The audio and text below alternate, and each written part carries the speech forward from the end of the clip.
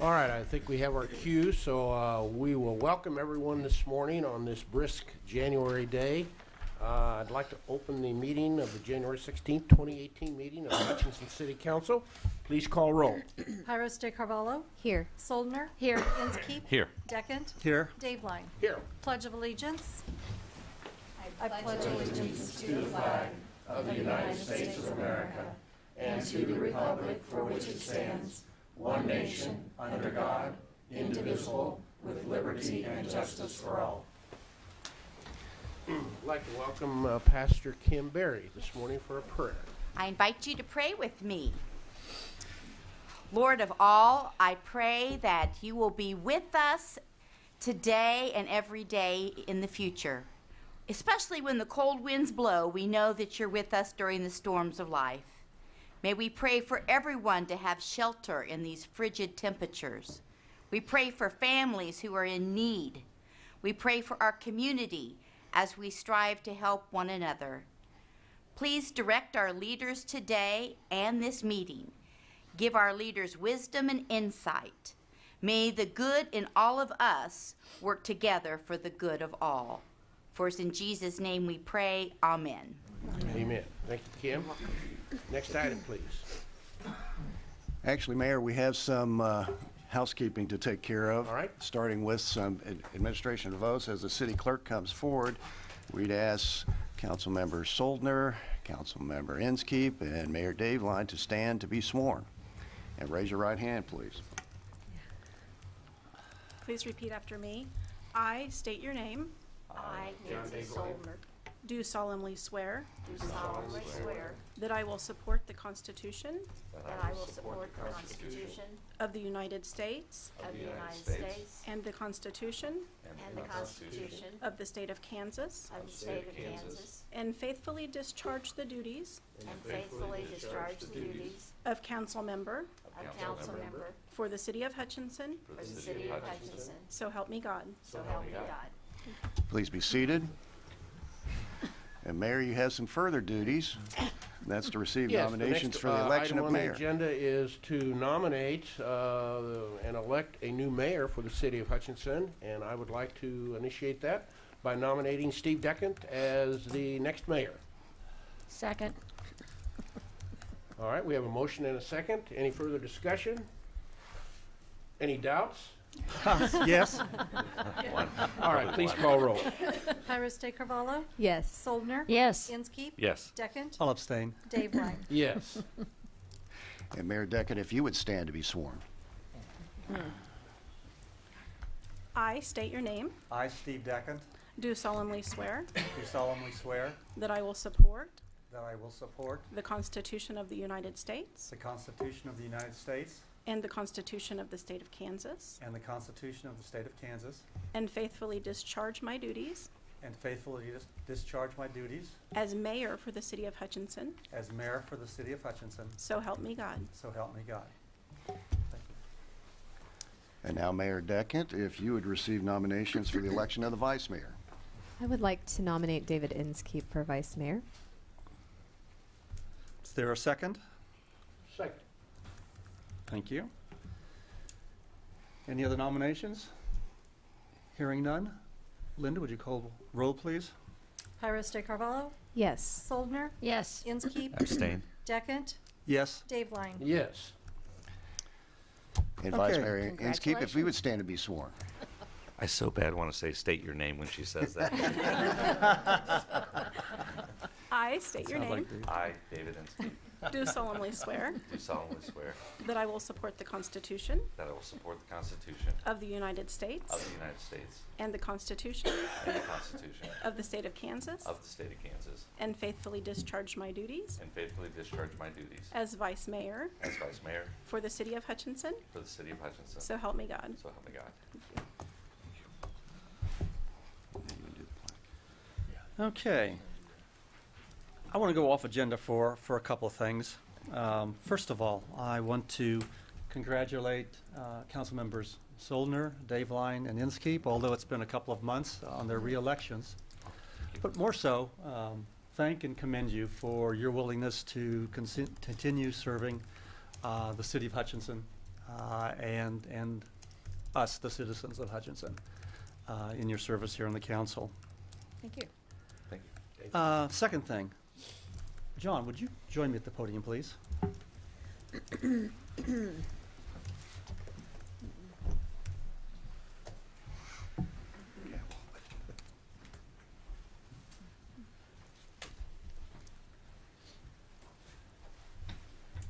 I forgot something.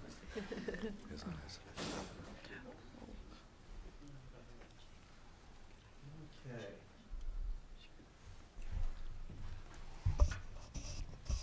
John, we appreciate your service this last almost 2 years. It is, in recent memory, you're the longest continuing serving mayor that we've had for quite some time. And certainly we note that, and we appreciate your service. For myself, I've appreciated your steadiness, your calmness, your preparedness.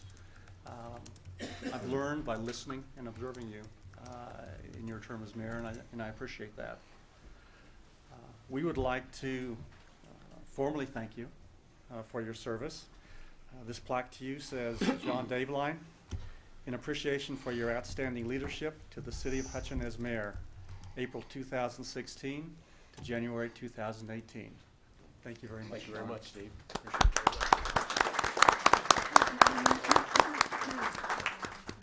I might just take a minute and certainly appreciate the nice thoughts, Steve, from you, and it's been a pleasure working with you. I would just say that it's been really a truly honor for me as an individual to serve as the mayor of this great city of Hutchinson. I have learned and met so many wonderful people across this community and across the country who have come to Hutchinson on various national events. And believe me, we have a proud city and a wonderful community to promote ourselves. And I just see so many positive things in the future for our community.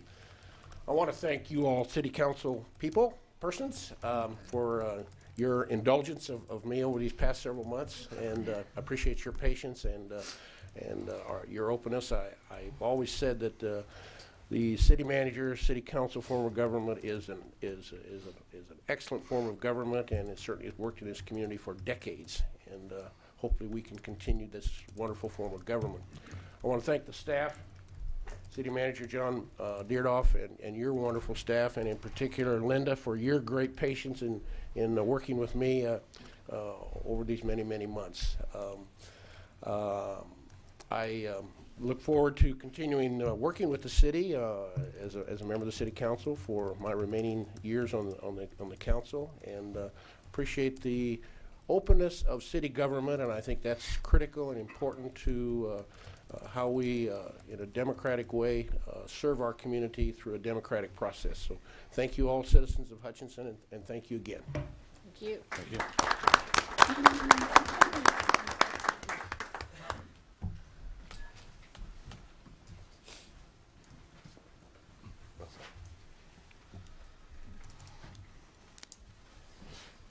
Okay, Linda, next item. Item 6, presentation of community service awards.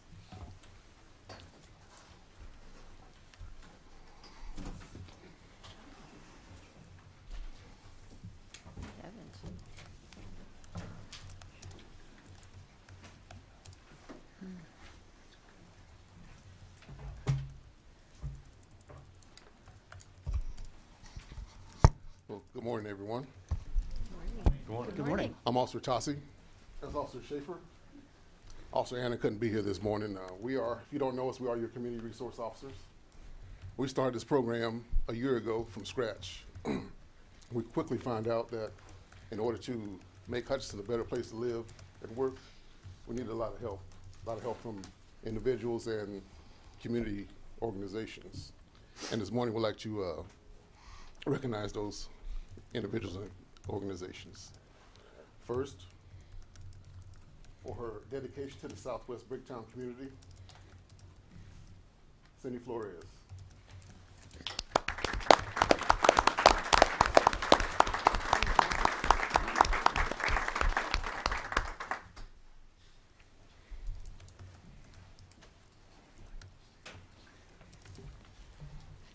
for the help with the Splash Back to School event and for hosting the Trunk or Treat event, which drew over 11,000 people this year.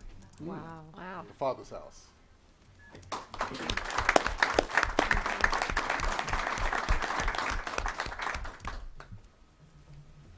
And for all of his hard work in the Southwest Bricktown area, from Interfaith Housing, Jeff Thompson.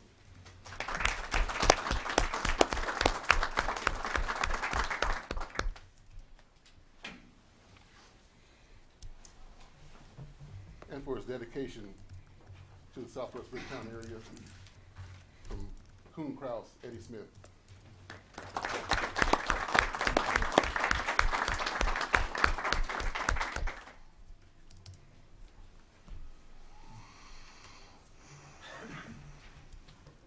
For help with the homeless population here in Hutchinson, from Pillar Erica Rivera.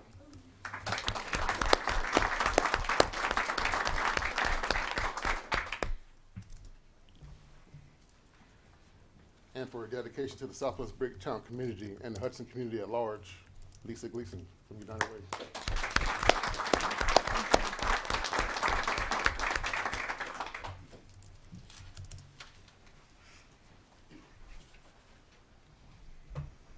I'm a little more long-winded than Daryl, but I'll spare you guys, I promise. Like he said, you know, we've been doing this a year, and over the year we've grown just as not only as people, but as citizens of this community. Again, there's just so many people that we need to thank, and I think this is a great jumping off point, a good starting point for us. This next person in particular, you can see it on the faces of her students, her staff, and especially within the Lincoln community. So Darla Fisher from the Lincoln community.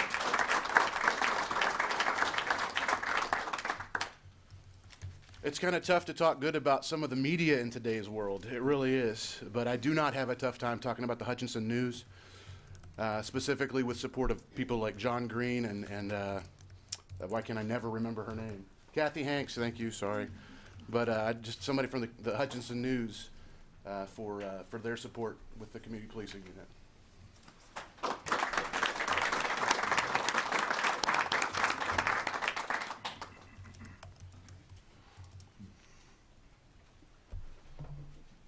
If you've been around Hutchinson long enough, you know this guy. He's done a lot of stuff within the community with homeless and New Beginnings and things like that. And his support, I don't know that we'd have made half the stuff we'd have made without him. And Jim Kennedy, if you would please come on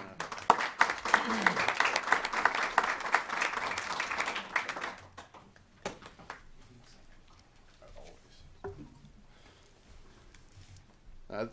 Carrie Milieu, she's involved in so many things.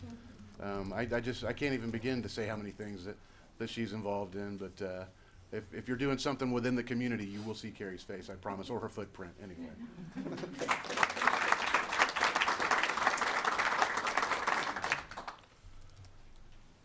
We have a lot of wonderful religious organizations and churches within this community. I think it's really what makes Hutchinson a home.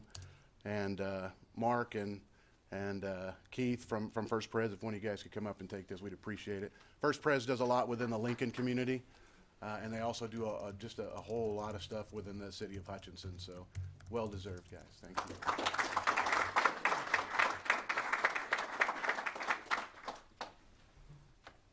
And last but not least, we have an award for Jessie McElhaney for her support in the Southwest Bricktown community. She's also done some work with us in the Lincoln community as well. And we without people like this, we couldn't have done it either. So Jessie.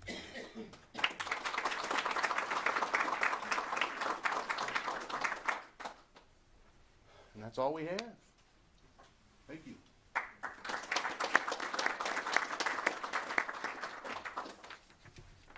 Officers, thank you. You're doing a super job in your community policing. And what a super way to start off a new session of the council, recognizing so many deserving people and organizations in our community. And thank you to all the recipients, and certainly thank you to the many hundreds of people, thousands of people in this city that do so much to make Hutchinson the great city it is to live in. Next item. Item 7, oral communications from the audience. I think we'll wait a moment for let folks clear out that are clearing out, and I think we may have some folks that want to come in to have a seat.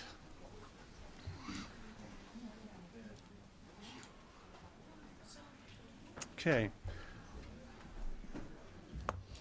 Well, this is the time that we offer an opportunity for members of the community to address the council about items that are not on the agenda and that are pertinent to the city of Hutchinson. We'd ask that you limit your comments to 5 minutes. Meryl? Good morning. I'm Meryl Dye, the Assistant City Manager, and I just wanted to make a couple of quick announcements. The 2017 Sculpture Walk included a People's Choice Award, and the voting for that took place throughout last year. It ended on December 31st, and our winner is Deborah Zelenak, who is the sculptor of Guidance. And this particular sculpture is located at Sherman and Main in front of Bluebird Book. So I invite you to go down and take a look at this sculpture. Hopefully we can keep it in our community, have some buyers looking at it. Also wanted to let you know that Sculpture Walk for 2018 will continue. We have been able to raise the funds for Sculpture Walk, and I want to thank the donors who participated. We were able to raise $15,000 from various categories of donations.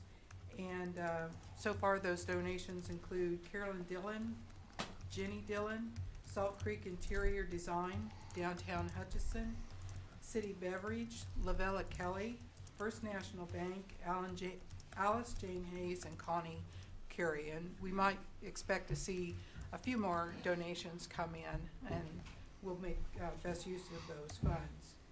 We have sent out the call for artists. That went to about 600 artists throughout the country, and we've received about 15 entries so far. So our jury panel will have some work to do in making a selection of about 10 out of about 30 entries. So Cool. we're glad to see that that program's continuing for this year. Very good. Thank you. Thanks, Meryl. Meryl, thank you for your efforts for these years in organizing and keeping the Sculpture Walk going. I think it's draws attention to our community, to our downtown, and is a great addition. Anyone else?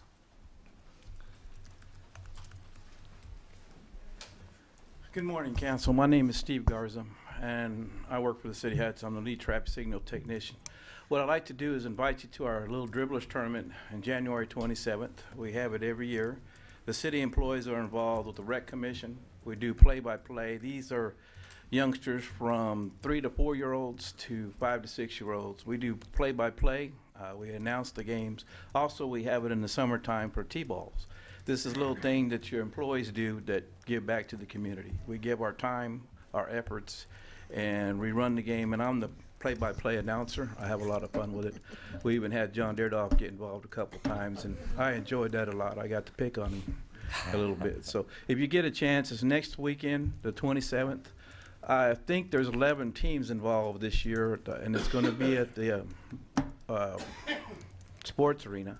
And you've never ever seen this done before. It's really a lot of fun. You get a kid that's out there, and we put him in the hallway, and I say, there's youngsters from University of Texas. He's 7'5", 300 pounds. He has 400 rebounds last year. Introduce yourself to John Gillen. He'll come out and he's this little. So I know she's been there. I've seen her there before. So if you have a chance, come out and see what your employees are doing to give back to the community. Our union's involved. We involve everybody that we can, and it's something that I've been doing this probably 13 years. So I love it, Steve? and it's a lot of fun. So if you have an opportunity to come out there, I will get the schedule from the rec coming up. When I get the schedule, I'll send it to you, see what time the game is. And like I said, these little kids go play-by-play. They just have balls. I'll stop in the middle of the court when I announce their name. So we don't go full court. We go half court. So little bitty 7-foot courts, and it's a lot of fun for the kids, and it's an opportunity for your employees to give back to the community. So we can't do it in the basketball tournament. Look for the T-ball tournament. I'll come back in the summer and tell you when our T-ball tournament is happening. and it's a lot of buttons. Thank you for your time. Thank you. Thank you. Thank you, Steve, and thank you and the other employees that not host this, but organize this. Good job. Anyone else? Okay. Linda, next item, please. Item 8, consent agenda. I will move to approve the consent agenda as presented. Second. Okay, there's been a motion to second to approve the consent agenda. Call the roll, please. Dave Line, Yes. Pyrus de Carvalho, Yes. Soldner, Yes. Inskeep, Yes. Deckent. Yes. Next item. Item 9, public hearing to consider structures to be unsafe and dangerous. I move to open the public hearing. Thank you. Second. Motion and a second. Call the roll, please. Dave Line, Yes. Pyrus de Carvalho, Yes. Soldner, Yes. Inskeep, Yes. Deckent. Yes. You're really bright, Trent. I wanted to get noticed today, so didn't want to blend into the background. Good morning, Council. Trent Maxwell, building official for the city.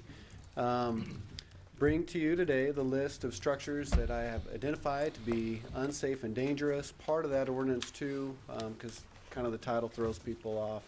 Blight is part of that ordinance. And some of these are structurally unsafe and some of them are just a blight to that area. We'll go through each one of these houses. If you have any questions for me during it, ask and I'll elaborate the best I can. And then I believe we'll go through each one individually after to allow the property owners to speak on their behalf. Since this is a hearing, they'll be given time to speak and let you know what their plans are with the properties. One part of this background, we do this every year, sometimes just due to the length of time to get title work done and identify the properties, inspect the properties. Sometimes they'll drag on into the continuing year. So this was a list from 2017 and we're in 2018. On these declared and unsafe structures, we have in our ordinance a cash bond, and we've discussed this in years past. And just so you know going in, because part of my issue on the handout or your agenda item does discuss the cash bond, the letters that have gone out to the property owners did discuss the cash bond. The past few years we have not required that cash bond. That might be something we need to change in the ordinance in the future because it's been the consensus to not require it. So moving forward with part of the issue, the property owners, what I'm recommending, each one of them, just as a standard, is 30 days to either rehab or demolish the structure. From that, you can, if you find that you want to extend any time, that'll be on a case-by-case basis. The property owners will, like I say, within that 30 days, be able to accomplish whatever they're required to do, or if they're given more time to them. We'll start with this first house. It is 413 West First. Two things that I try to put on or try to bring out on these properties is they are all vacant except for one, and when we get to the one I'll discuss that one again. This has not had taxes paid since 2012 or later, and the last time it has had water turned on was 2013.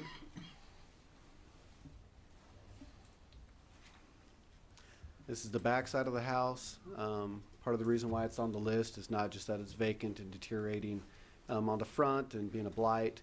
The back of the roof has just disintegrated. Moving on to 715 West First.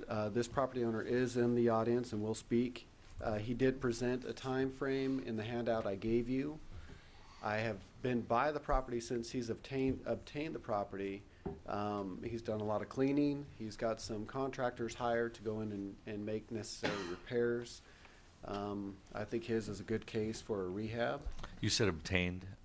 He purchased it from the property owner that was sent all the letters. Very fine, Yep. thank you. And so he's owned it, I think, maybe about a week or two at the most. But he's got a good game plan, and I think he'll make good on his project. This is the backside of that property.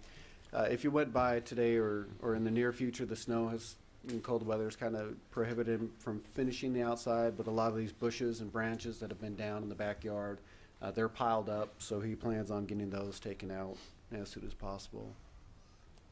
This is the front part of the foundation. What this foundation, whoever built it, they put about a 3-inch concrete / stucco finish on the outside of the block. If you look at this corner, it has pushed out maybe a couple inches on each side. We went in after he cleaned the house. The basement was full of junk and trash, and you couldn't get to the foundation. He cleaned it out. We examined it yesterday, and the foundation is actually in good shape. He is going to make this repair on the corner anyway, but it's not as structurally deficient as I originally thought. Good. 620 East 2nd. This has been a house where the taxes haven't been paid since 2013. The owner, I believe, is deceased on this house, and we've had numerous calls by police and neighbors complaining about this structure. And the last time they had water was 2009. This is the backside of that same house. It's been boarded up. The eave that you can see, it's on the east side of the structure, is just all open. So I imagine there's plenty of birds and squirrels and rodents in that attic. 1407 East 2nd, I believe she is here also in the audience, and will speak on her part. The roof, I identified this house a few years back, and I spoke to the owner. She made a couple repairs to keep it off the list at that time. Since then, nothing has changed with the property. It's just gotten worse with some of the roof damage and the siding damage or the stucco finish. And I think her plan is to sell the property. She had a couple people, I believe, possibly looking at it, but I don't think anything is in concrete on it. And if she doesn't sell it, and she can speak more on this, I think she might try to rehab it herself. This is the other side of that roof structure and the front porch. And her house, she is current on the taxes.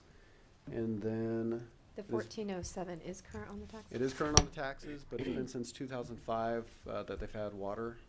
So it's been mainly used, I think, for storage. Trent, the notes here say that the taxes are past due since 2/12, so is when did That might have been since the letter and the Gotcha. agenda has been created. Okay, so as of now, Or I made a clerical error myself. as of now, though, they are current. From what I checked this morning, unless I just made a mistake, but I believe that's correct. But no water for over a decade? Correct. Okay. And that's one thing I look at. You know, our goal with any of these houses is to maintain them in such a way that they're livable, and they're just not a blight. They're not structurally unsafe. And so some of these houses, you'll find that the utility's been off for many, many years, which means they haven't been lived in. And when homes aren't lived in, they're broken into. People will ransack them and gut whatever they can from them. And a lot of the walkthroughs that the property owners have got me scheduled with me, and I've gone through, we have found that the electrical's been stolen, the walls have been torn up, anything of value has been ripped out, and they could probably explain a little bit more on those.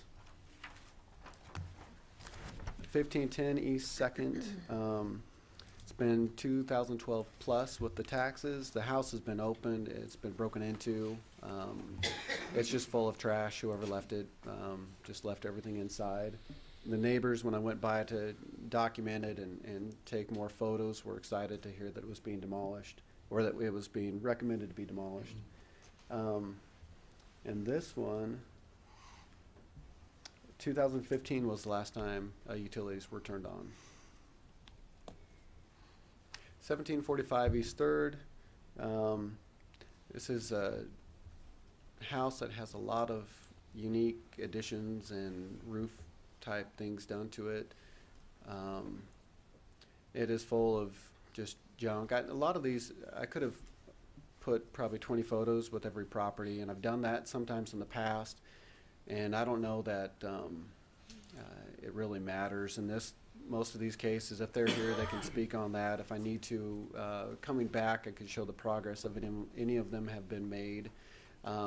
This is the one that's been open. In fact, a lady was found deceased there on this house here. and it is just ripped all apart on the inside. But the outside, I think, tells the story. And that one, let's see here. Well, so it's 2016 they had water on, 4th month of 16. This one here, the owner verbally consented on the phone, called me up and said, I don't live in town, I don't want anything to do with the property. He didn't sign the consent form. I don't think that either received, he received it or maybe he threw it away, but he's not contesting it. He does have a relative in town, I believe it's his father. I don't know if he's in the audience, but if so, he might be able to just verify that. If not, you'll find that no one's going to speak on it and we'll end up taking it down. 220 West 6th, this property owner is here. He does plan on rehabbing it. There are structural issues on this front porch where the columns have moved. The balcony for the 2nd floor has a lot of rot and structural failure.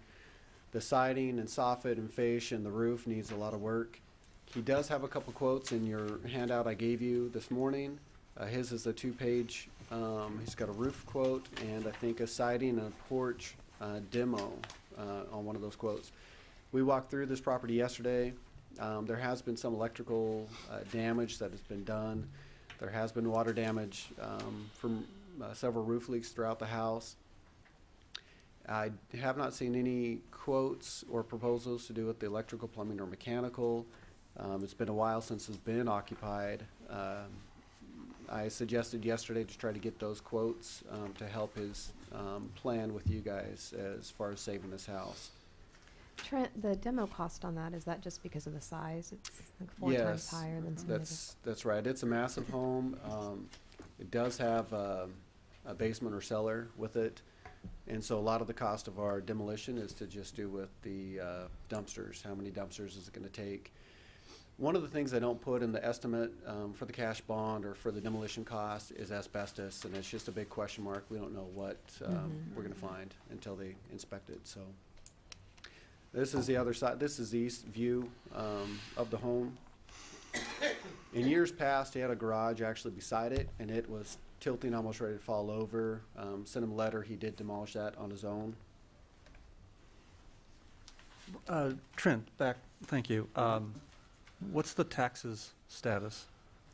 It says, let's see, past due since 13. Is that still accurate? This morning it showed of 2015 was the last year unpaid. So 14, I think, would have been his last year paid, according to this morning. And as far as utilities go, 2005.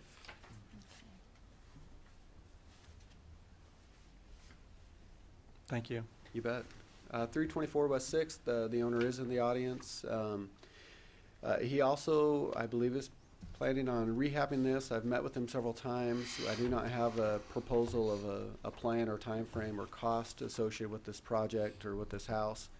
I did go through it. The last people that lived in it just destroyed it. There's a lot of issues on the inside. It is full of trash from front to back. It has been. We don't have a report on that one. Not a time frame. He is here, so he'll speak on what his desire is with the property. I've just met with the owner several times about it. And like with any of them, we tell them in our letters as well as when I talk to them to get us a proposal written down like what you saw in your handout this morning. That gives an idea of the cost and the time frame, so we all have a realistic view of what it's going to take. A lot of these, when you look at feasibility, if they were to move in and make this their primary home, then we allow them to do those necessary repairs all themselves without hiring contractors as long as they're competent of doing it. If it is not going to be their primary home, then the electrical has to be hired out, the plumbing has to be hired out, and the mechanical has to be hired out. And those costs will drive it up to where it becomes infeasible to fix the home. So they can speak better on that of what their intentions are. Some of them are to occupy them themselves, so it would be their primary residence or a family member, and so they might be able to do it for a lot less cost than what I would originally think, so. Trent, all of those have to be inspected before an occupancy permit is issued, right? Yes, through this process or any permit process, inspections are required. These, we would not necessarily issue them an occupancy, but we would have inspections throughout the whole process and a final inspection that would deem it livable. I guess my question is, if we are doing inspections regardless, then we could probably ensure the safety of homes where work was done by the owner instead of contractors, even if it wasn't their primary residence. Does that make sense? Yes, to an extent. Part of the problem, like you look at electrical, for example, we are there for maybe 15 minutes on electrical rough end. And the house is, especially you look at these two-story homes, there's electrical running everywhere. We're not going to trace every wire back and make sure the circuit's not overloaded. We're not there long enough, and it would be, you know, unscrambling a puzzle every house you went to. So if the homeowner did it and had no idea what they're doing, and yet all the boxes and the panel looked okay, they could have overloaded their circuits double time, and we would never have a good knowledge of it. We can usually tell showing up to a project if the homeowner's done the work or if the contractor has. It is night and day difference for the most part. Plumbing might not be a whole lot of life safety short of sewer gas coming back in, but those things we look at and they're easier to identify. But the whole thing with electrical, plumbing, and mechanical contractors not being allowed, or homeowners not being allowed to do that if they're not going to occupy that home, they are putting at risk someone else's life, not their own. It's not my own home that I'm in there, and if I make a mistake, I'm burning my own home down. They're putting the risk of whoever they're renting or selling the property to. Contractors know what they're doing. They're insured. You know, they probably take great pride in making sure that what they're doing is safe. What if they're licensed? If they're licensed, then that's okay. Okay. Yep. I just think that's a huge impediment to rehabbing. I mean, I hear that a lot, but I mean, I understand for safety purposes, but if it's not safe to inhabit and there's others, state it wouldn't be statutes safe. that dictate a lot of that to do with the trades, electrical, plumbing, mechanical. The building, there is none. We do allow them to do their own framing, sheetrock, siding, windows, roofing. Again, as long as they're competent.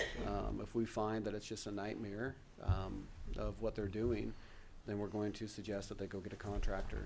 So, and that does save them a lot of money. But in these cases, you know, when someone's gone in and stripped the electrical and they're told that they can't do it themselves unless they're going to live in it, then yeah, that cost will jump up, and I don't know a good way around that, because I think it needs to be there for life safety. Okay, thank you. This is just the backside of that house. This was a addition, I think, for a garage that was placed on it. 824 East 7th, 2012 plus on the taxes that are in the rear, and 2009 was the last time that they've had water. I haven't heard from this property owner. And some of these property owners, I didn't list it in here, but they are deceased. So letters came back, and that's the status on those. 1212 East 8th. This was 2015 as far as the taxes go, and 2008 as far as utilities. This is the backside of that same house. 1302 East 10th, current on the taxes, and as far as the history of the utility, no customers. I don't have any history ever showing water, so I don't know how many years it's been. I have not heard from this property owner. This is the east side of the house, just covered in vines. It is open. I inspected this house a few years ago, and there was a tree growing up through the siding on the east side, or through the block of the east side of the house. This is the back of the house. You can't barely even see the door. There's the screen door there. 106 East A, we've had rental complaints on this in the past. I think that's how it first came on a list, is the condition of the home. 2013 is on the taxes, and 2016 was the last time for the utilities. This is the backside of that same house. 28 East Bigger, I have spoke to the property owner. She is here. This is the front side, looking from Bigger Street. And I don't know if anyone's drove by. The weather's kind of dampened and changed their plan. She did get a building permit. The roof on the west side is almost completely papered in, and decking has been placed down. The east side is still under construction. Decking, part of the rafters are exposed, but they are making attempts to save the house, and she can speak better on her time frame. This house first became, in part of my discussion with the property owner, there was a house fire, the floor furnace caught fire, or something on the floor furnace caught fire.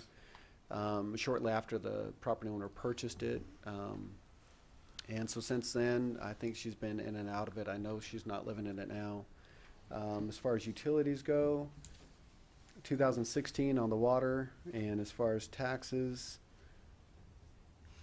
2016 as well. So she's basically current. This is the other side of that same structure.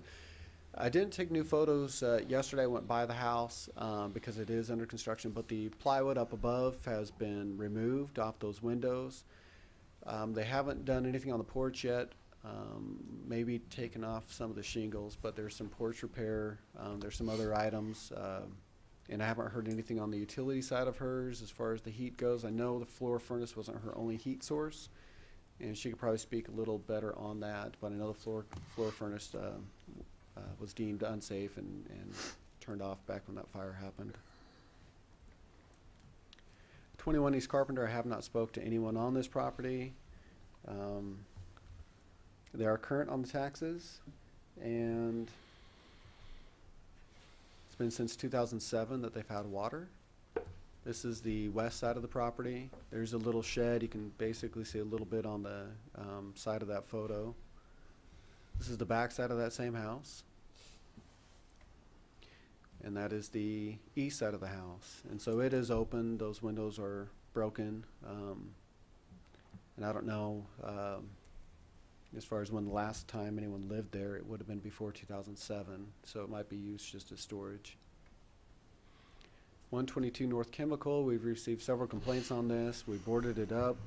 I have not spoke to the owner. 2012 or older on the taxes.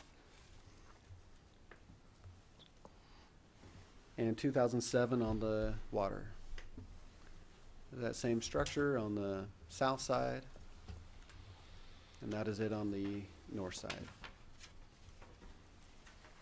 753 East F, I've had some voicemail communication, and I think I talked to the owner once on this, but I have received a voicemail, and in your packet this morning, he did present a time frame and a cost. I'm not sure, since I haven't met him in person, if he is in the audience today. 2015 on the taxes, and 2015 on the utilities. This is that same structure. There's multiple structures on this property. I don't know if one was a house at one time. Now I think it's just a storage, which is this structure here. And that's on the rear side of the property. And he did tell me on the phone that shed, he plans on demolishing it. He does, obviously want to save it, and you can look at his proposal, time frame and cost on it. 763 East F, the owner is in the audience. I have met with them and walked through the property. Structurally, the property is pretty good. They've had some electrical vandalism or theft on the house. They plan on occupying it as a family. I think the daughter is wanting to move in to go to JUCO. We went through the repairs. They are able to do these repairs themselves, and they did present a time frame and a cost in that handout for this house. And this is the east side of the house. And there's, on this east side, whoever at one time this porch or landing was removed. I don't know if it was concrete or wood at the time. The steps are concrete. There's rot. I've talked to them about the rot of the floor joist and the rum joist. and they plan on repairing that. They plan on redoing the electrical. For sure, the service has to be redone. There are some outlets that have to be rewired. They probably won't know until they get into it how much of the electrical has to be done. There's some, I think, plumbing and heating that needs to be done as well, but they can speak better on details of their rehab on it. 1210 North Forest, excuse me. I have spoke to the owner on this. As far as the taxes, they are current, and utilities. Since 2008. Originally, it was probably back in 2008. I did an inspection on this. I think it was occupied at the time. A gentleman was living there. He just had a bunch of stuff in there. I don't believe he had any utilities back when I did my inspection in 2008. And that's how we first became aware of the property. It has since changed hands. I think the new owner has owned it for a couple of years. They do want to either sell or rehab the property. Part of the issue is one, you know, again, we want these livable and we want the blight to be removed. We've had a lot of complaints from neighbors on this house for many years. And so this past year, I decided to put on the list because nothing has changed since at least 2007 or 8 when I did that first inspection. A little bit of and I haven't been on the inside since then, but I think they have cleaned the inside out of the stuff the gentleman left. And then there is a vehicle, I think, under this carport that is still full of stuff. And if I'm not mistaken, it's the same vehicle that was there in 2008 or 7. 114 East Osborne. This is the one that is occupied. I spoke about this when we set the hearing date. I have had many discussions with the people that are in this home. They are not the owner. I believe they are possibly, according to them, a descendant of who owned it, somehow related. The siblings that apparently inherited the property have never changed any of the ownership's name. Apparently they don't want anything to do with the property. This property had debris throughout the whole yard. We hired a demolition contractor to go in for just under $1,000 to haul off all the debris, as well as we've hauled off 2 RVs. They are well aware of, you know, the status of it. They have not had utilities since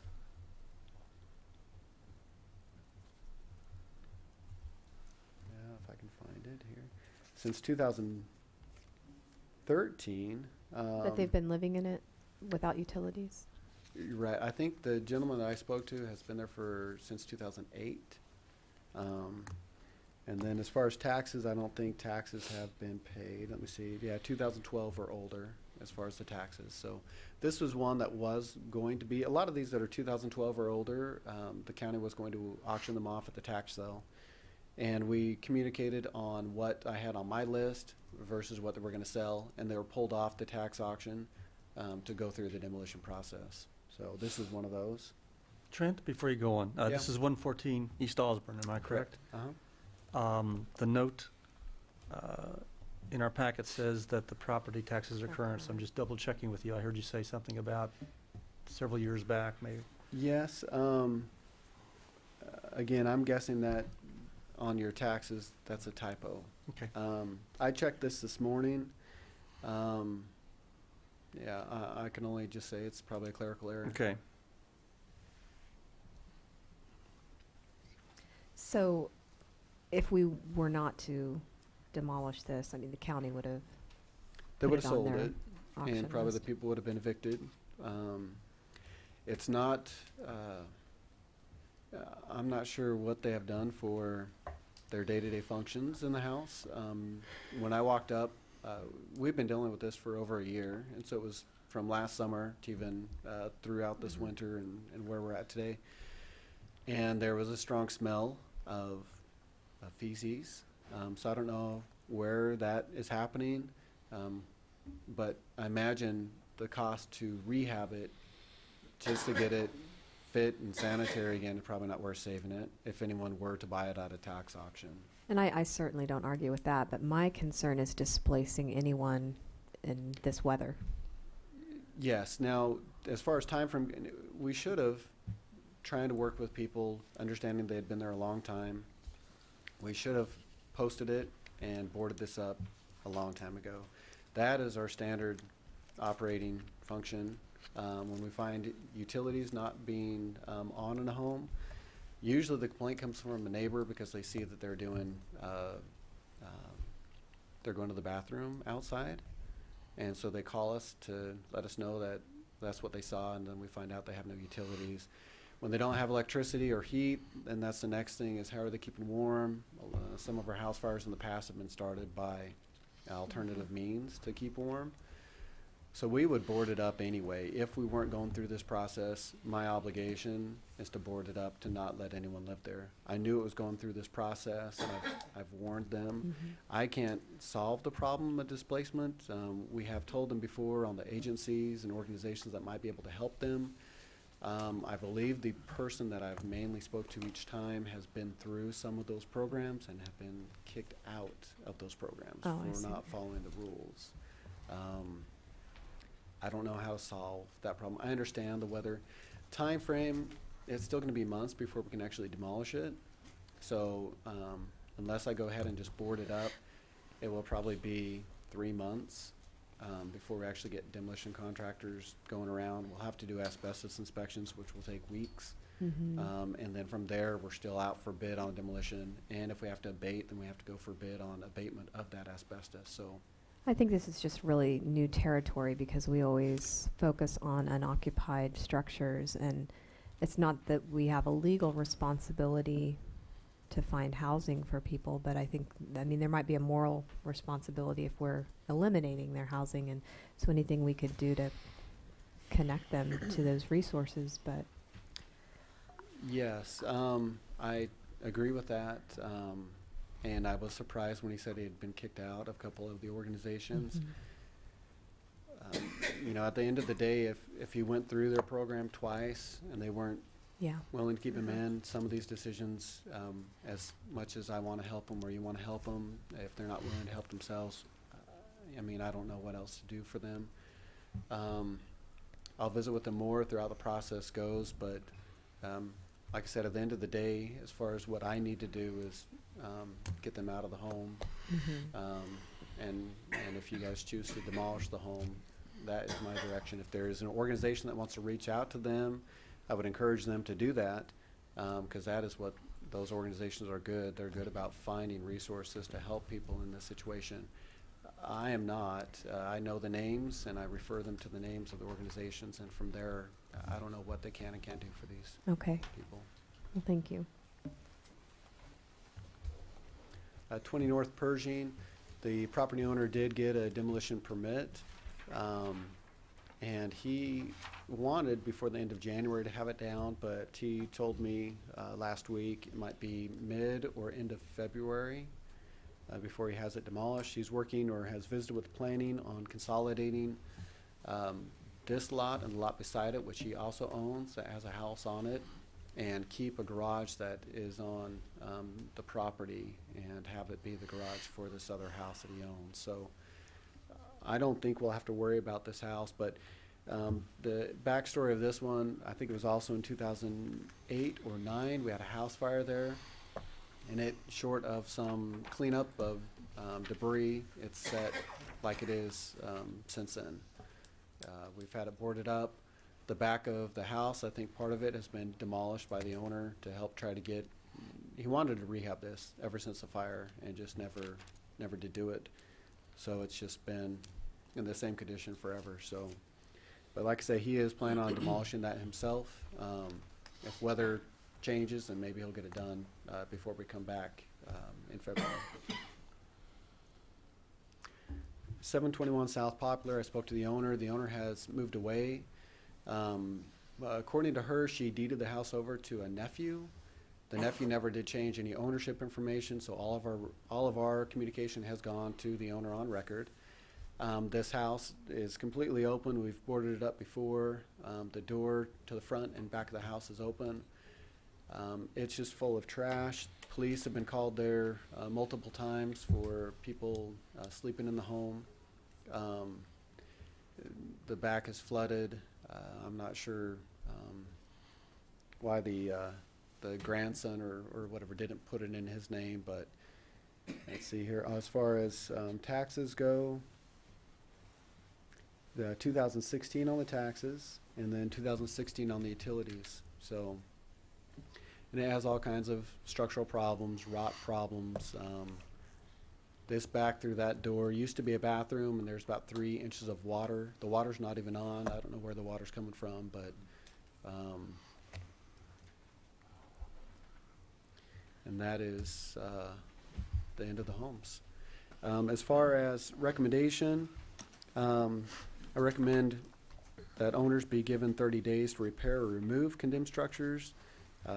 Those property owners that request complete repairs, demolition, are to provide a cash bond. We've discussed that. If you wish to waive the cash bond, we probably need to have that be made part of the motion.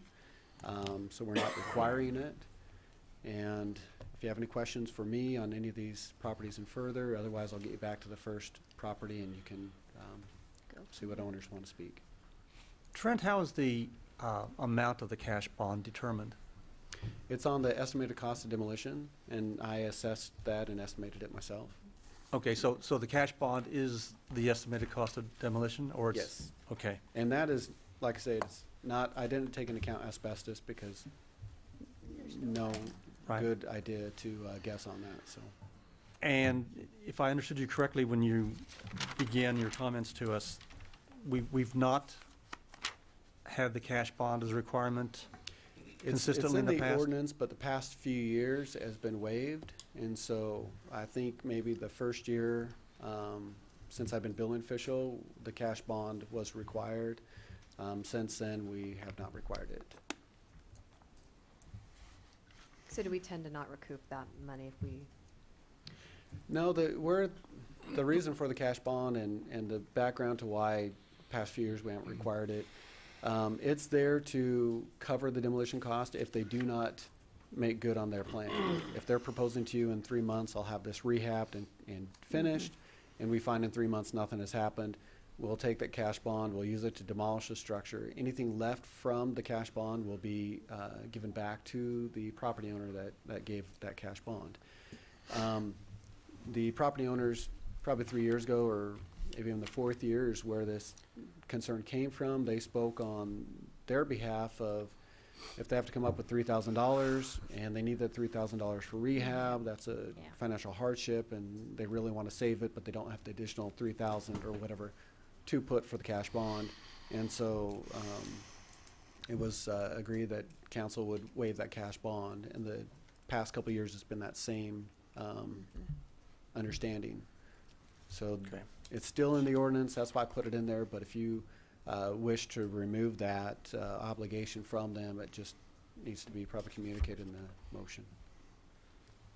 I think we'll be better equipped to answer that question once we hear from the individuals on their plans and so on. Thank you. Any other questions by council of Trent at this point?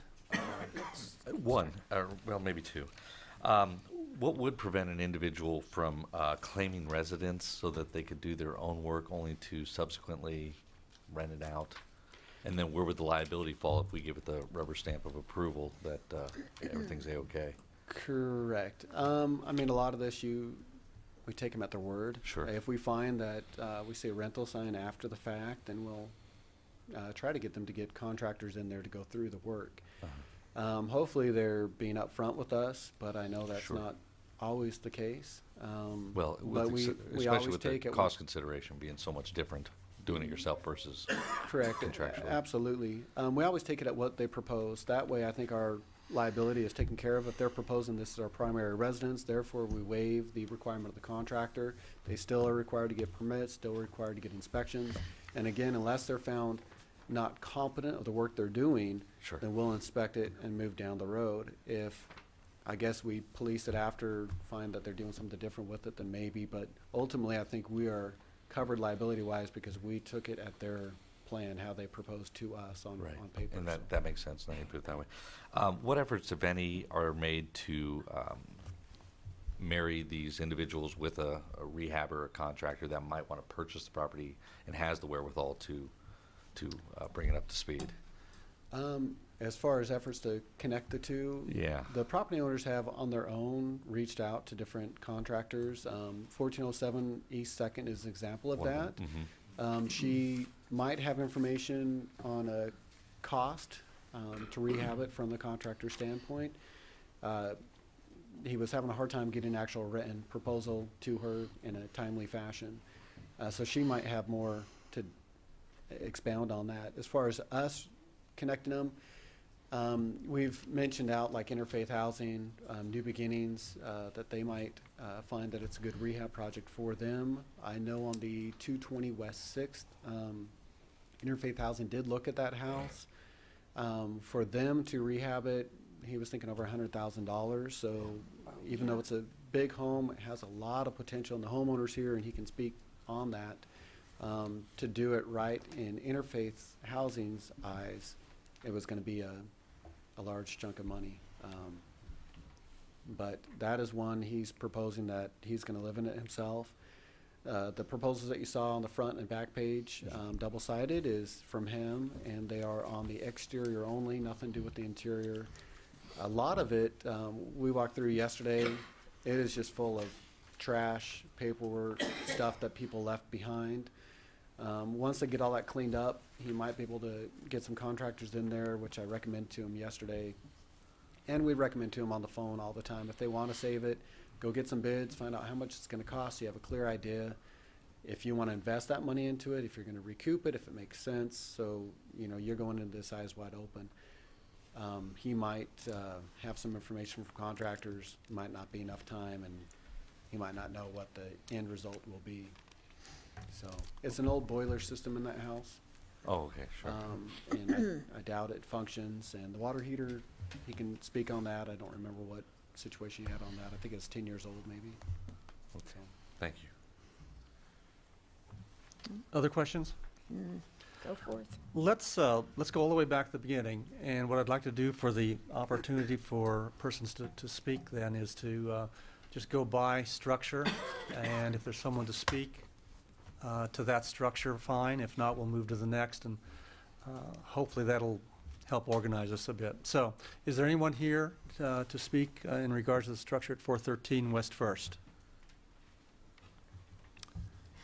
Next one is 715 West 1st. We have a plan. He's in the audience, but I think he's comfortable with the work he's doing and the plan he gave you. So if you want to look at his proposal, you Okay. have a question for And him. we've got that. Probably a little bashful. I think the plan sounds good. And Yeah. this is the one that was purchased from the previous owner. Correct, and he is going to move in this himself. Okay. Is there a history of rehabbing houses before? I can't remember. With the individual, has he done this type of? I know he's done his own home. He owns a home on Sherman. He's got a large family. I think his kids maybe are going to stay in the home on Sherman, and him and his wife are going to move in this home on First. Very fine. Thank you. Okay. Trent, you've discussed. Oh, I see the start of the time frame. You've discussed time frame with him, and or at least looked. Yes, with each one of them I have, and I told them to put whatever realistic time that they can commit to, and that they are confident that they can work within. Some of them expressed concerns about the weather, and I said, you know, if council approves of 3 months and you get a substantial completion done or significant progress done on your project, then that's probably going to be fine, and you guys would, I would assume, take that into account and extend to them another few weeks if they need it. But to give a time that they are most confident that they can actually get it done. If I'm not coaching them that way, then that's when we get the proposals for a year and 9 months. And I know that is probably not what you guys want, as well as myself, to extend that process that long. It's just time consuming and more staff time. And he's proposing 90 days here, or 3 months. Yes, and, Okay. and I think he's got a good plan. I know he's got a couple of contractors hired to help him. So I think he'll be able to make good on that. Your highlight says completion date June 1. Yes, and I think that could be clerical error on his part, because the completion date on the bottom of the page Is is 3/30. March 30th or something. Oh, Yeah. of course. But since he put that in there, I figured I'd highlight it anyway. That could have been back when the foundation was a bigger concern.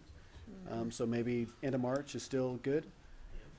Yeah. End of so- March. End of March, okay. Okay. Trent, procedurally, should we delete from the demolition motion and have another, and this might be a Paul question, another motion for saving, or do we keep them all on there for 30 days and then extend?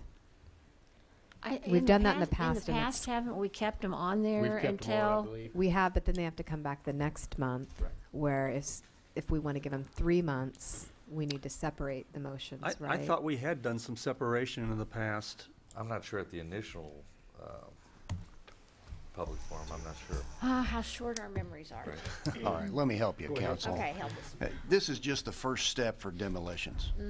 It's a resolution that says these are unsafe structures, and they have 30 days to repair or demolish themselves. All the extensions can be done from that point. You really don't want to remove any of these properties from the resolution unless you're absolutely certain that they are safe, unless they're safe, because otherwise you're not going to be dealing with it in the future. They'll have to, the building official will have to restart the process Yeah. entirely I see. for that property that Okay. you remove from the resolution. So I'm remembering regardless- now. Yeah. Yes, Right. you're right. So regardless, anyone who's repairing has to come back next month for an extension. If they don't get it done in 30 days. Right, beyond the 30 days. Okay. And I think the council has shown that we're willing to work with individuals that have shown progress over that time. Historically, at least the last several years that I remember. Yeah, I think so. Okay. Okay, forging Good on. plan. Anything else on West First, 715? Okay, 620 East Second. No one? 1407 East Second. Morning. My name is Lisa Navarro, and I'm the owner of the property that we're looking at, 1407 East Second. And I have contacted Gonzalez Construction in doing the roof and also with the possibility of purchase of this. He has not given me anything in writing, just phone communication right now. I myself have went in also to do an estimate for the supplies for myself to get the repair done with help of friends. And I don't know if this is something you guys would want to see, or It's the for the supplies, Plan. the materials, yes, thing. So you do have an estimate on, or at least the materials cost? yes. As far as the outside, I know they had said something with the stucco. That to me, I would more than willing to be able to get that scraped down and painted back up so it looks nice on the outside. And I think that was the main two concerns, was that roofing and the outside of the peeling paint. In this quotation, from what I'm seeing, roof felt steel, this has mostly That's to do for with everything, the yeah. roofing and the Like other- total tear down off of complete new roof. Thank you. Trent, had you seen this? Had any conversation or anything? No? No.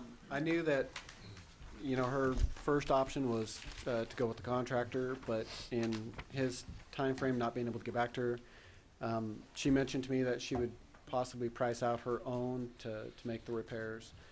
So no, I haven't discussed it with her. I just have known what her goals were. Okay. Oh, and the taxes are correct. Thank you. Lisa? Yeah. Here you go. Oh. Yeah. Thank you.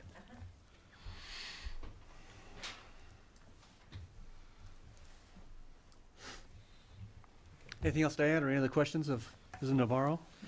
Roofing and exterior, for the most part, doesn't have the same constrictions that heat and air, plumbing, electrical, with regards to a contractor, correct? Regardless of Correct, yeah. residency. She could, with friends and family, do this work herself. Now, what I've expressed to each one of them, the end goal of this is to get them livable. Whether or not they're livable, Sure. It doesn't matter to me. I don't care if anyone's in there. They just need to be in that condition that someone could Somebody live in could them. occupy it, Mhm. yeah, safely. Thank you. Okay. Next house. 1510 East Second. Next. 1745 East 3rd. Next is East 6th. No, next one. It's 220 West 6th.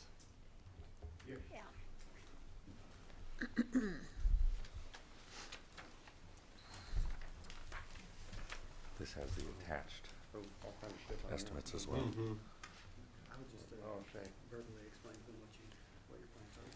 Okay, well, I wrote this all down. I'm not a very good speaker. Fine. Your name and address, please, sir. I'm Brad Burnett, 220 West 6th. Okay. I met Mr. Maxwell at my house yesterday. He did a walkthrough, and he wanted to know what time to expect for plumbing. And people I need to talk to, maybe have Westar check my gas, pressure test on the gas. And I was going to talk to Jerd Plumbing on my plumbing. I actually there's all new plumbing in it 10 years ago, all faucets and everything. But I need to get Jerd to walk through it and tell me what I need to do myself, because I know him. So, and ice storm hit about 7 years ago, and I had a new weatherhead put on the back of the house and all that, and they had turned my juice back on after that, you know.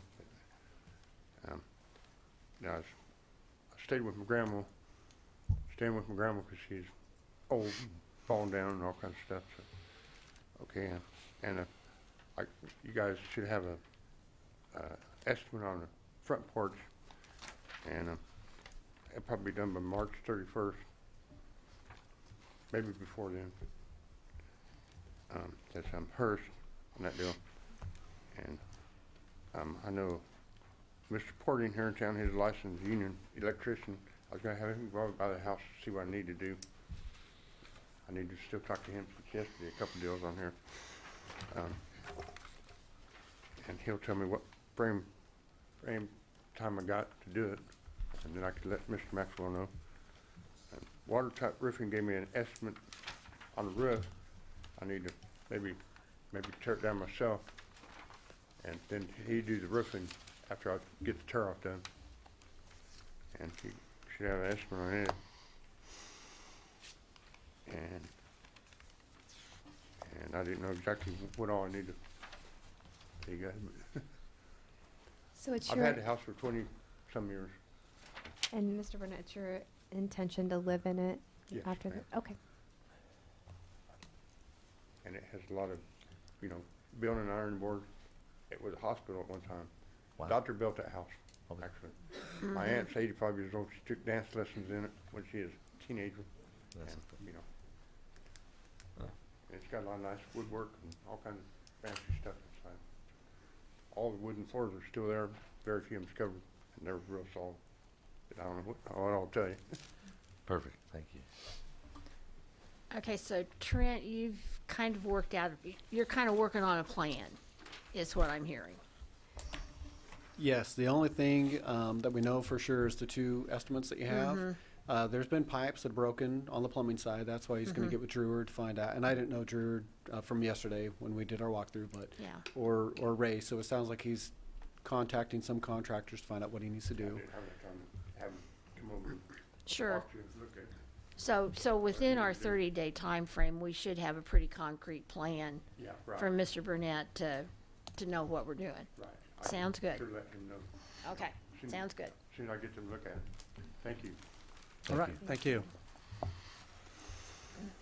Next property is 324 West 6th.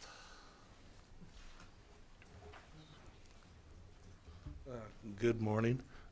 Jeff Mack, owner of Aladdin Heating Cooling. This house here, I led it on land contract, and we learn from our mistakes, hopefully. So I've learned from the mistake of the land contract. But anyway, it is tore up inside. It's ready for revamping there. But I think the big concern Trent had was the back garage and the bad foundation. Of course, the blight part of it needs good paint job stuff on the outside.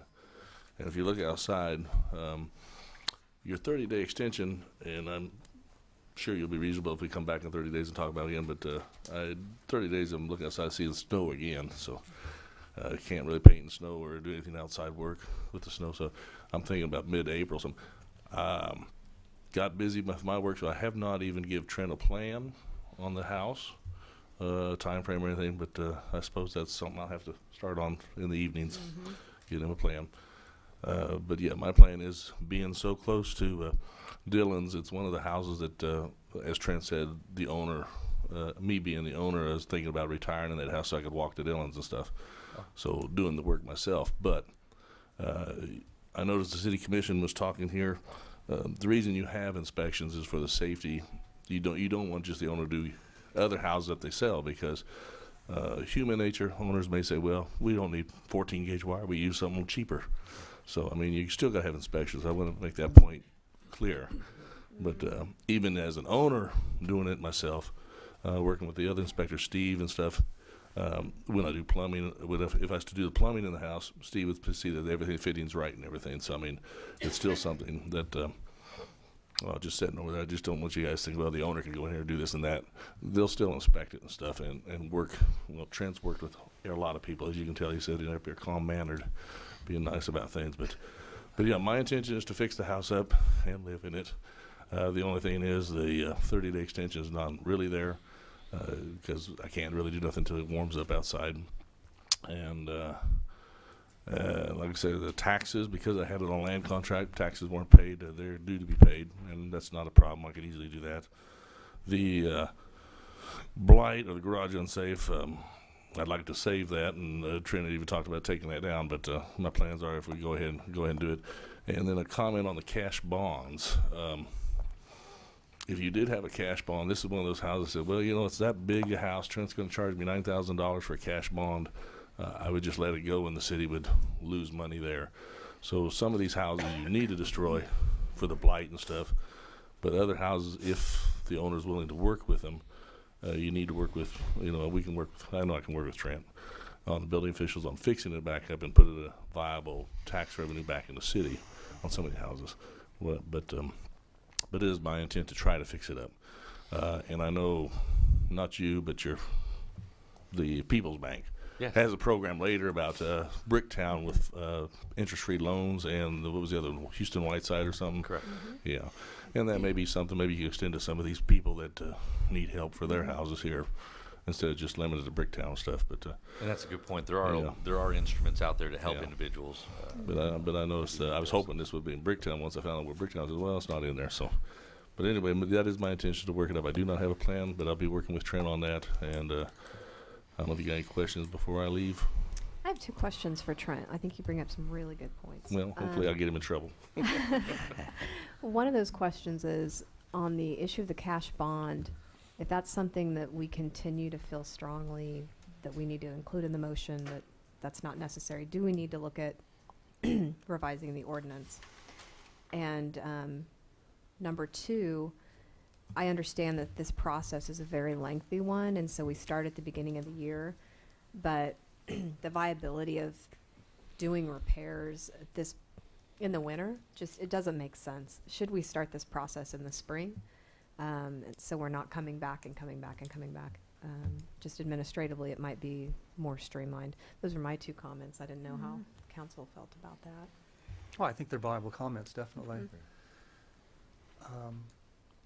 I think, well, we can decide which way we're going to go. I mean, if we choose to pursue a change of the code or change the time frame, then we could so direct. On your comments, just to answer some of those questions, we did discuss the cash bond, amending that ordinance, so it's not something we discuss every year. And then on the time frame, if you notice the stamp on the photo, that's when I started. But like with other things, I get going in different directions, and then we get into end of year, which is always challenging. So it's my fault for starting so late. My goal was that I could have brought it earlier. It just didn't happen. So we do want to do that. Okay, great. Yeah, I didn't remember it being this It's happened a cold couple last times. time. Well, we had a mild winter, I think last year. Last year, Yeah, we did. So I think we were doing this about the same time last year. It was, our weather was great though. But and the weather was- And it wasn't an issue, but, no, my goal is not to bring it in the winter. It just happened for me that way, so. Thank you, Trent. I would like to go through slowly the next picture or two on that house, just to remind ourselves as we.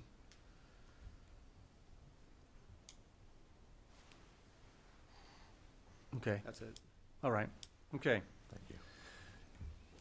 All right. Next, 824 East 7th. Seeing no one. 1212 East 8th.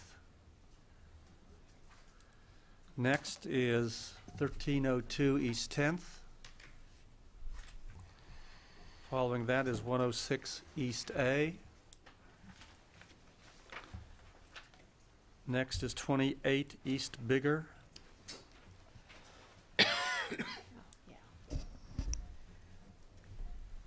Hi, my name's Tina Rozier. I own 28 East Bigger. I'm sorry, you need to bring the microphone. Can't hear you. Sorry. That's my name's okay. Tina Rozier. I own 28 East Bigger. My Okay. goal is to fix it and live there. Right now, we started on the roof, but with the bad weather, we weren't able to finish it. We've got most of the decking on and part of the felt paper, but it just got too cold and Yeah. weather didn't cooperate. And then Trent had told me the other day that I needed to work on the porch, the posts on the porch, because they're leaning. So I need to talk to the guys that are helping me and see about them helping me do the porch posts also. And there was some siding on the back of the house where lightning had hit a tree and it hit the siding and messed it up. That will be fixed when the roof is done. So you got your plan in place? Yeah. Yeah. I think You so. have a building permit. Yes, I got a Yeah. building permit and So everything. You're on the road. How long ago did you get the building permit? Last week. Okay. Okay. So I should be done with all that, hopefully within the week with the roofing and stuff, if weather permits. We will hope. Yeah. That it? Okay. Anything All else? right. All right. Thank you, Yep. ma'am. Thank you. 21 East Carpenter. We have someone. Please come forward.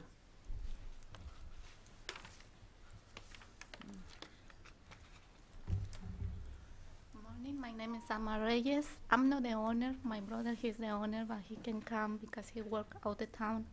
So he received the letters, but he come I think before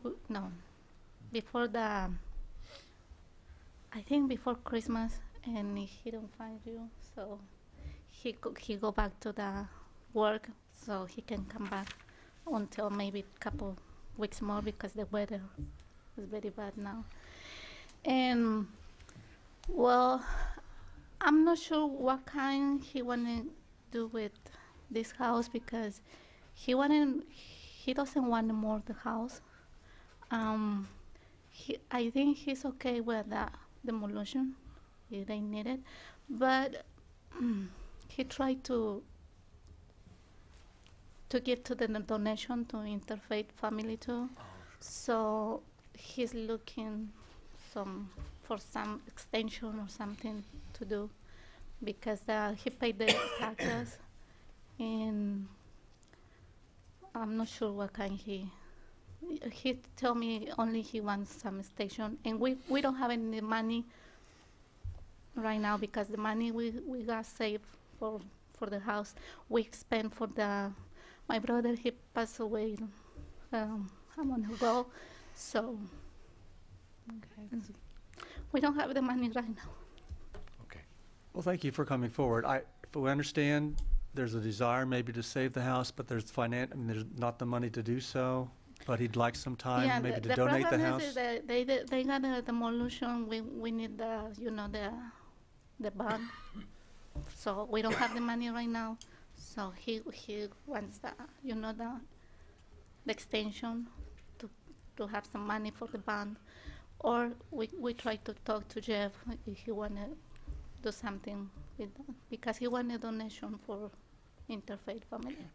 So I don't know. Maybe I want to talk to the after the meeting. So I don't know. I was going to suggest if you could speak with her Yes. Yeah. individually about the process and the time frame so that she has a better understanding to help her brother as well. Good. Thank you Yeah. so much. Thank you. Mhm. Next is 122 North Chemical. Following that is 753 East F.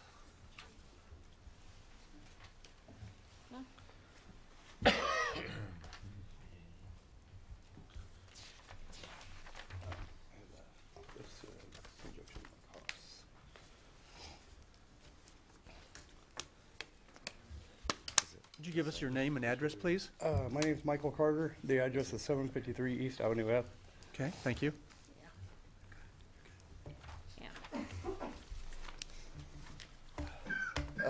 I was planning on re-siding, re-roofing, and like reframing the windows and the doors.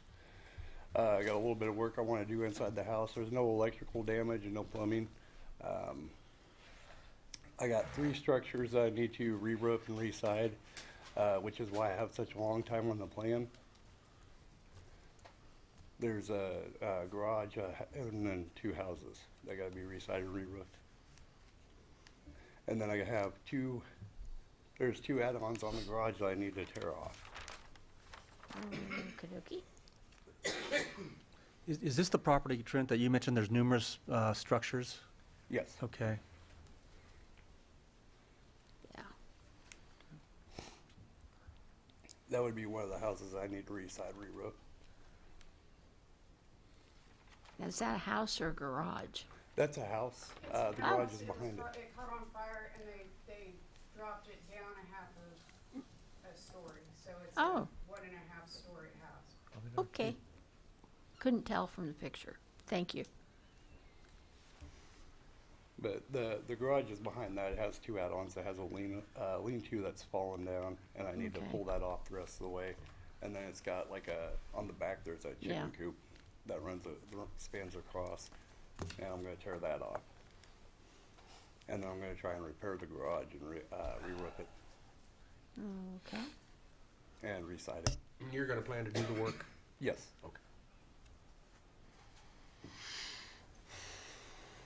Okay. Well, Okay, any other questions of this gentleman? Okay. Nope. Has a Thank you, plan. sir. Thank you. Where are we at? 763 East F. My name is John Coots. Kind of got in late on the game on this house. It's my mother's house. She's going to will it to me and my daughter because my daughter's turning 18 and she's going to move in it. She's graduating high school. As you can see, most of it's just cleaning it up. Cosmetic stuff is what it is, most of it. The garage needs re-sided, re-roofed, and I don't know if I'm going to tear it down or I got to look into the cost of that. I really haven't got a whole lot in that. Most of it's just getting the house, but I work out at Dillon's Warehouse. I'm a maintenance man. I do plumbing, electrical. I do a little bit of everything out there. So I'm pretty handy at it. Basically, it's just cleaning up. I didn't know I could get started on the process of getting the permit. Yes, I didn't know I could get on that because, like I said, I found out about just a week in December, wasn't it? About what was going on, and my mom didn't know nothing about it. She didn't get the notice until late. She found it in the paper, so weird. So I'm kind of like late in the game, but I went through and kind of got an estimate of what it's going to take. Maybe 3 months, doing it myself. But like I said, pretty handy at doing all that stuff. I do it every day. Wiring, electricity, plumbing. I don't see it very hard to get it going pretty quick. And the porch, it was a concrete porch, and my grandpa was going to move in at one time, and he started to rip it off, 80 years old, and he was going to get right in there, and he started it and didn't get to finish it. So I'm going to go back with a wooden porch on it. But like I said, it's got aluminum siding, and the trees are grown up. I'm going to cut them out, take them out.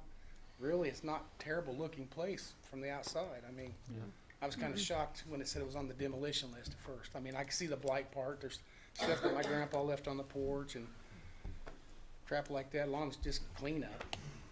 And so I just like the time to be able to get in there and fix it. Okay. Thank you. Thank you. Thank you. And he makes a point from the photographs. It looks like it does have good bones, and I think we've been through this in prior sessions. But the reason it ends up on the list is because usually it's a complaint basis. Somebody. Some of them are complaint basis. Some of them are driving by and Okay. seeing the blight. This one here, I don't know the history of it. I know the one beside it. We've had numerous complaints on it. So that could have been where this one came in to be, driving by, seeing that one, checking the history of the utilities and so forth on it. You know, again, it's just trying to get that area cleaned up. Very So. good. And he's right. I'm sorry. It was a rental house, and my father died in a tractor accident. My mom got remarried, and the gentleman was supposed to be helping her. He was supposed to be working on it and fixing it up, but he had it condemned because he wanted the people out. That's what originally got city involved. I see. And that all got fixed, but he never did the work to it. He ripped all the carpet out, did all this stuff. He took the money and put it in his pocket. And so she had, like I said, just being a single mother, a single widowed woman, she couldn't get into it and get it done. And my grandfather did it one time. He got sick and had a law drawn up story. You know how that stuff is. Sure. So she don't want to lose it. She would like my daughter to have it, is what it is. Makes sense. Okay. Okay. Thank you. Got it. Thank you. Yeah, sorry. I think we're ready for the next. 1210 North Forest.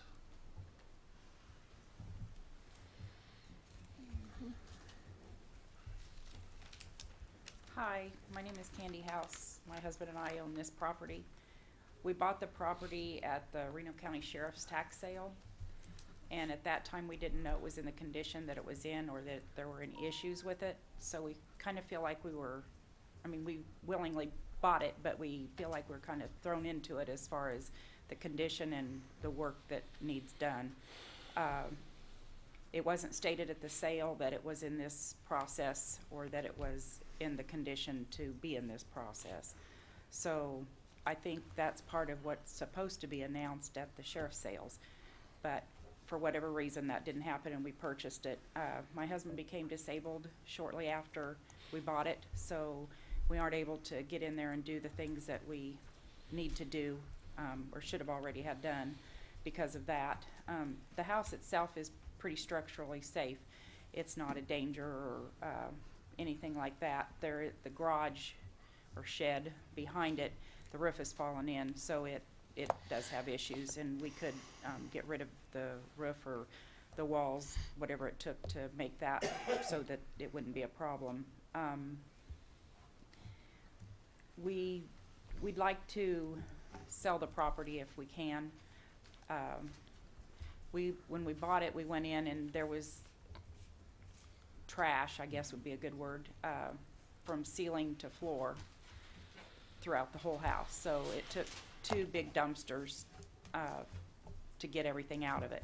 So the house is empty now. It has been, it's ready for insulation, sheetrock, that type of thing. We bought a permit for it a while back, but like I said, my husband's health has went, and so we weren't able to do much other than to get it completely cleaned out and ready for the work to be done. So it's got good possibilities, the house does itself.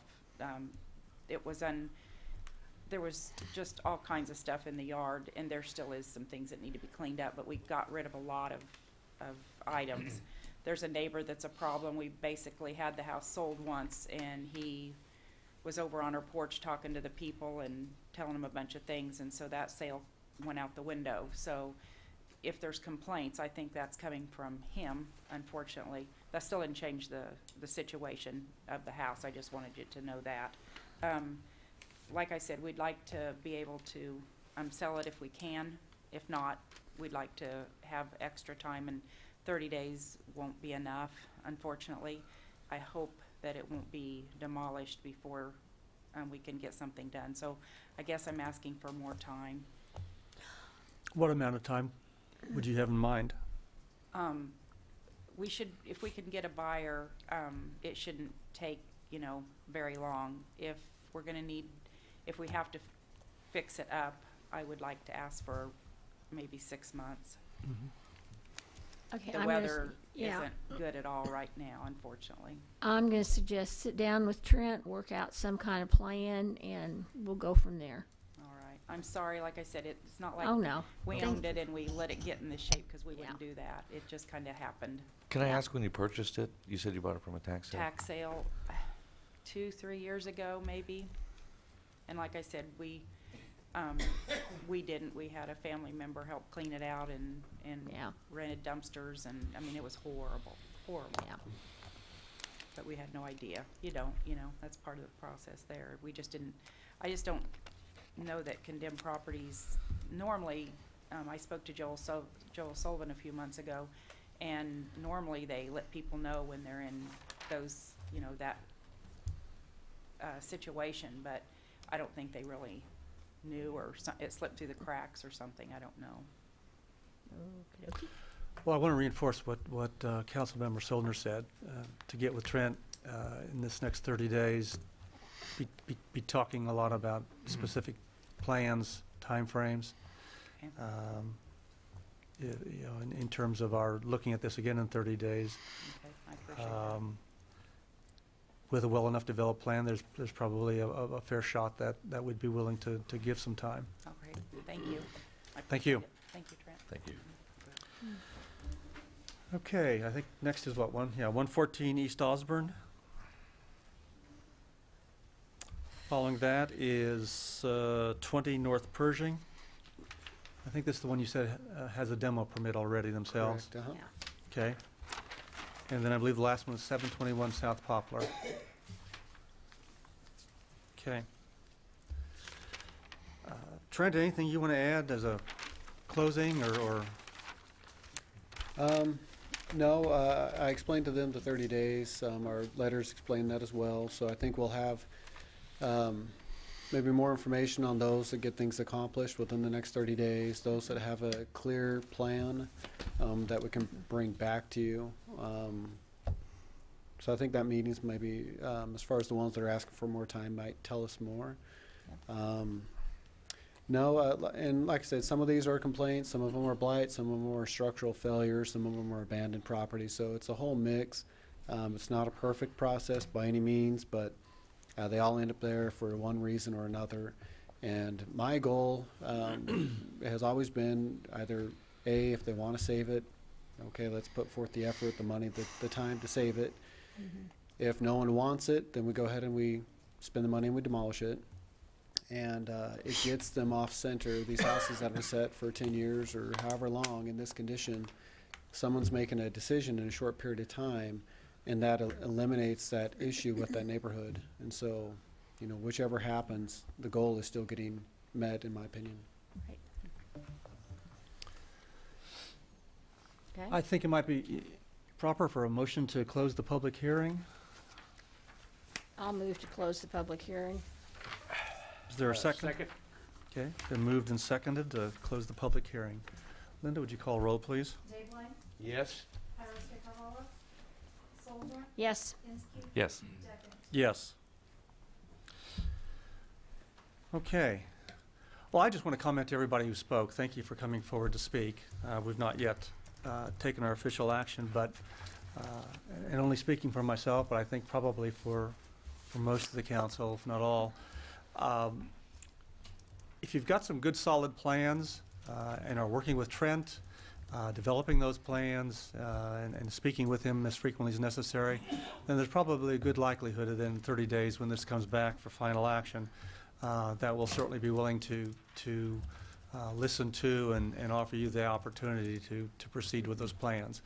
But if you don't, the likelihood is we're going to proceed with the demolition order. So anything else from council or another motion? I would agree with Steve, the mayor, that a well-formulated plan historically has sought favor with the council. That plan should include, what's going to be done, the materials, the labor costs, things like that.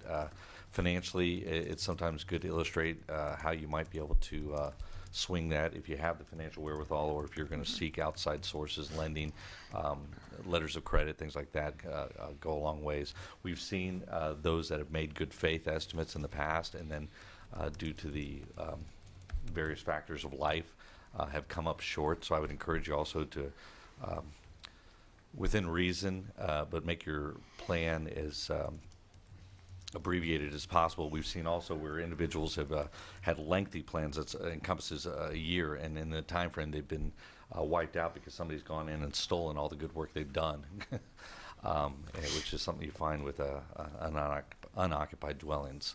But a good formulated plan would go a long way with this council, I think. That's all I have. Thank you. Okay. Do we have a motion?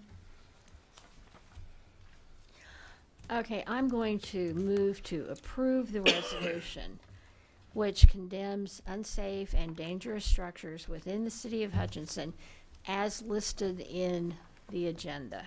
Not going to read them all. Second. We have a motion and a second.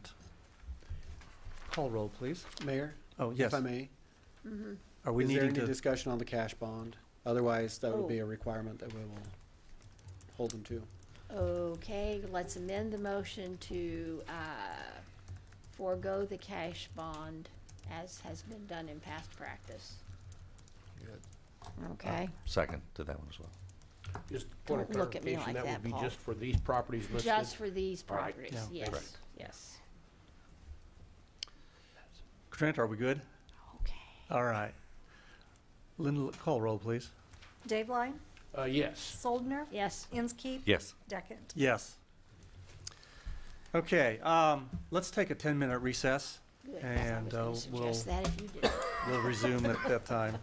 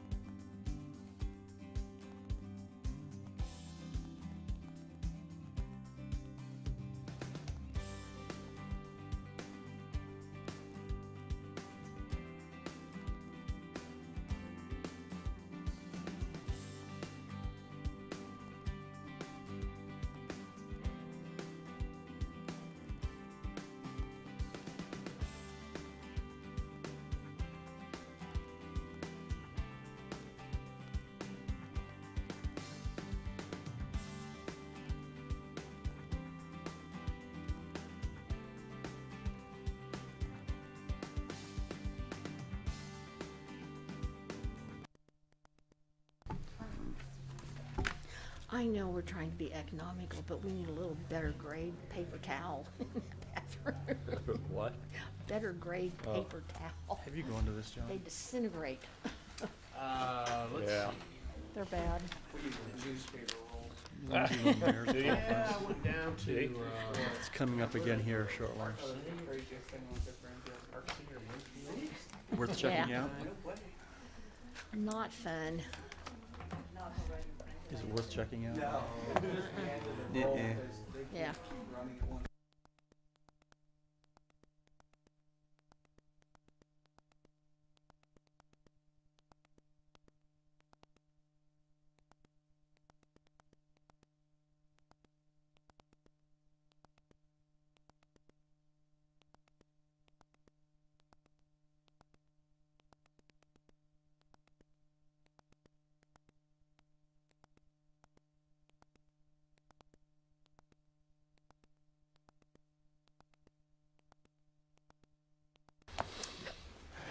Reconvening. As soon as we're live, I guess I'll call us back to order, and we'll start then as soon as we come up again. Do we come up again? You ready? You can go ahead. I think We we're can ready. go? Yeah. Oh, okay.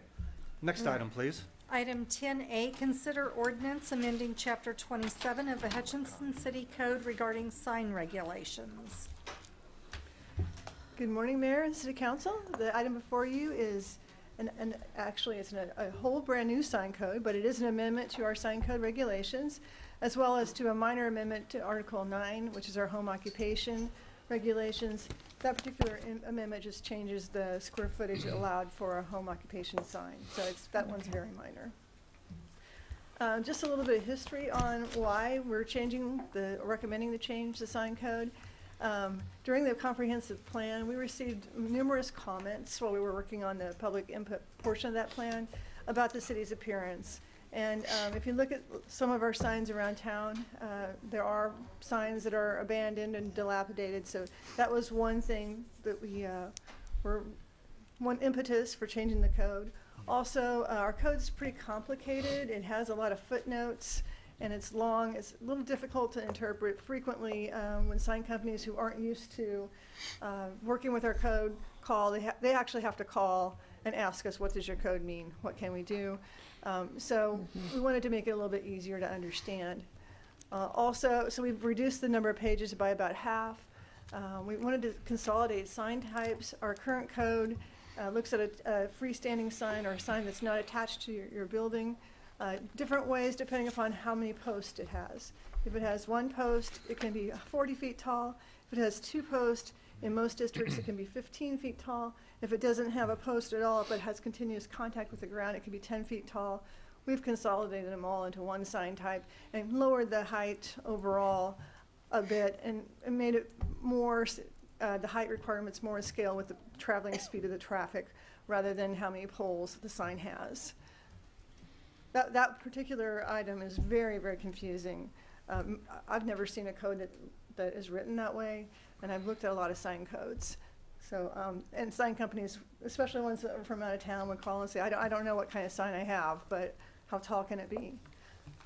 I already mentioned this one. We try to base the maximum sign height and size upon the adjacent roadway type, thereby reflecting somewhat the speed of traffic rather than the zoning district. We made provisions for abandoned and dilapidated signs, restricted new off-premises signs because those can be somewhat confusing when the sign's not in the same location as the business. Removed a sign permit requirement for temporary signs. A lot of people never came in and got sign permits anyway, so we just took the requirement to do that out of our code. Increased the maximum size of temporary signs and home occupation signs, and probably the main impetus, which I put last, was to make the code as content neutral as possible. And that's because there was a Supreme Court decision in the city of Gilbert, Reed versus City of Gilbert, a case out of California, where the sign code specifically said, in this case, that if you were a religious sign, you could only be out for temporary signs, only be out such and such days, so many hours. But if you were a different kind of temporary sign, you can be out more days, more hours. The church said, you are discriminating against us based on the fact that we're a religious organization, and it went all the way to the Supreme Court of the United States. And basically, the outcome, as courts have been interpreting this, is if you have to read the sign to understand what kind of sign it is, then it's a violation of free speech. So there's some things that you can't really regulate out, but a common one you'll see for content, a lot of communities have real estate signs. They make a special provision for that. We don't call them real estate signs, we say temporary signs for properties that are for sale. So we've tried to make this as content neutral as possible, and hopefully you'll agree as you look through it. In preparing the new sign code, we've looked at a lot of other cities and done numerous analyses and studies. Those are all available on our website. I did not include those all with your packet, but hopefully you had the chance to look through those. We looked at the non-conforming sign regulations for other cities. We looked at their codes. These would be cities in Kansas. We did a conformance assessment for the larger signs in town, particularly those that are close to K61, with our new regulations and the existing regulations to see, how would this impact them. We did an inventory of the known electronic message center signs. We looked at all the billboards. We did an inventory of all the billboards in town, and then compared billboard requirements in select cities, and then did an abandoned and dilapidated signs inventory along East 4th Avenue. Also, as part of the code preparation, there was 2 study sessions held with the Planning Commission, the first on September 5th, and based upon that study session, we had several meetings with the sign companies and area businesses, the Chamber of Commerce, and then the second study session was held December 5th, and then there were still a few outstanding items that were addressed at the public hearing, which was held January 2nd. During that time frame, as I mentioned, we also met with sign companies. We had a small steering committee comprised of 2 council members, 2 planning commissioners, and John Deerdoff to also kind of help guide the process.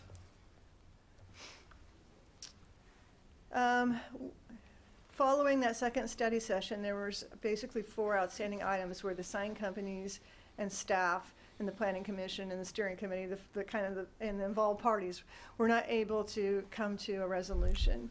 And I've highlighted them here. I'll go through each one of those. The first was sign height and area, and the outcome of that was a compromise solution. The sign companies wanted larger sign height for those signs that were on arterials, and they also wanted a larger sign area than what staff was recommending. And a compromise solution was reached that the planning commission said, you guys go and work out a compromise because they had a hard time deciding which way to go. And so this was the solution. Those signs that are closer to K61 would be allowed to be a little bit taller and a little bit bigger. And I have a little map here. So the area in the yellow there would be allowed to have a little bit taller, a little bit larger signs. And this is the area in town where we already do have a little bit taller, a little bit larger signs. Generally speaking, those areas also have a little bit higher traffic speeds. Another area where staff and the businesses / sign companies were in disagreement was the minimum separation between billboards. I think originally we had proposed 2,640 feet, and the sign companies wanted 1,500 feet, and we agreed, staff agreed to the 1,500 feet after doing some analysis. So I passed out before the meeting 2 handouts. One is the 1,500-foot buffer, which I have shown here. And you can see what you're seeing here is each billboard and a 1,500-foot buffer around each of those billboards. We have 60 billboards in town, give or take. And so any place in red or black or gray, the highlighted areas that doesn't fall inside one of those circles could have a new billboard. And this was the original proposal, which would be the 2,640 feet radius, and you can see there's not very many areas where you could have a new billboard. So the Planning Commission approved that 1,500, they're recommending approval to you of the 1,500 feet separation, not the 2,640. Temporary signs, we struggle with temporary signs. It is really hard to try and capture everything, not so much for businesses, but for residents. And so we were trying to figure out, how do we do these garage sale signs? How do we do the real estate signs? How do we do Booster Club? And political signs. We finally landed on unlimited temporary signs, but have a maximum sign area of 16 square feet. So we think we've got that covered. So there's not a time frame on temporary signs? This would be for residential. On commercial, yes, there's a time frame. Okay, but on Residential, it would just be virtually, your booster signs, support Bueller, support pull them all out. Hutch. Yeah, there's no way for us to enforce it. There's no way. And then variances was the last area of really where there was not agreement. Staff recommended that sign type variances could be allowed for any type of sign other than billboards or off-premises signs. And the sign companies really wanted to be able to allow it for off-premises signs as well as billboards. And so the Planning Commission, I'm sorry, I didn't put it separate. The Planning Commission went with the sign company's recommendation so that sign type variances can be allowed for billboards and off-premises signs. No, I've got that wrong. Sorry. You can get a variance for billboards. Am I saying this right? Oh, got myself confused. Yeah. You can get a variance for anything except a billboard. Except billboards, yeah. Sorry. You can apply.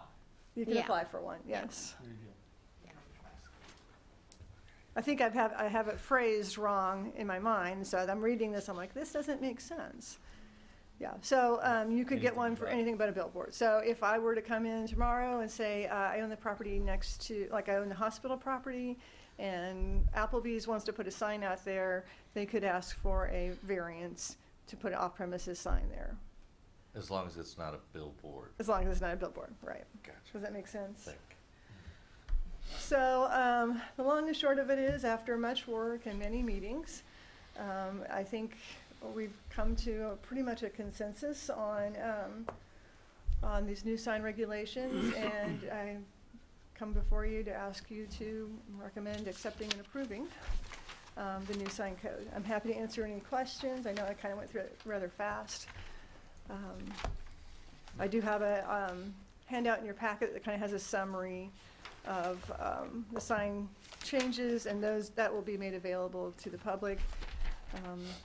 And we're available to do sign code analysis for anyone. I think most signs they're going to be in compliance, and we are also allowing non-conforming signs to be basically replaced as long as they don't get any bigger and they stay in the same place.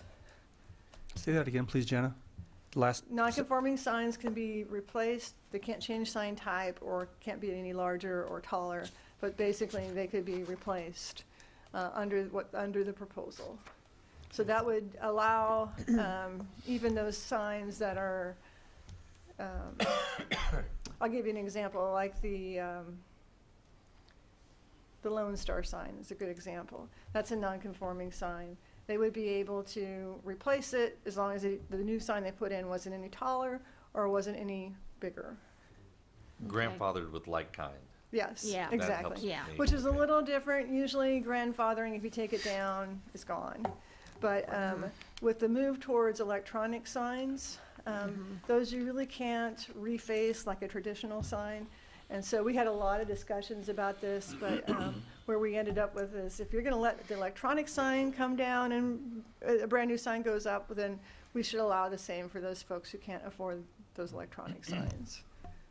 But we do have in here, I didn't highlight it, but basically a period of a year for the abandoned and dilapidated signs to be either repaired or removed. And my staff already has a time schedule for going out and doing those. We now have the technology to where we can map those and link it to a GIS database and get the property owner fairly easily. Didn't really have that technology even 5 years ago. available to us. So we think we're going to be able to go through and get rid of some of the signs, either get them improved or get them down for those signs that are, just not really giving the best impression of Hutch. Janet, can you speak a minute about the abandoned signs as it relates to your planned enforcement of the abandoned sign notification?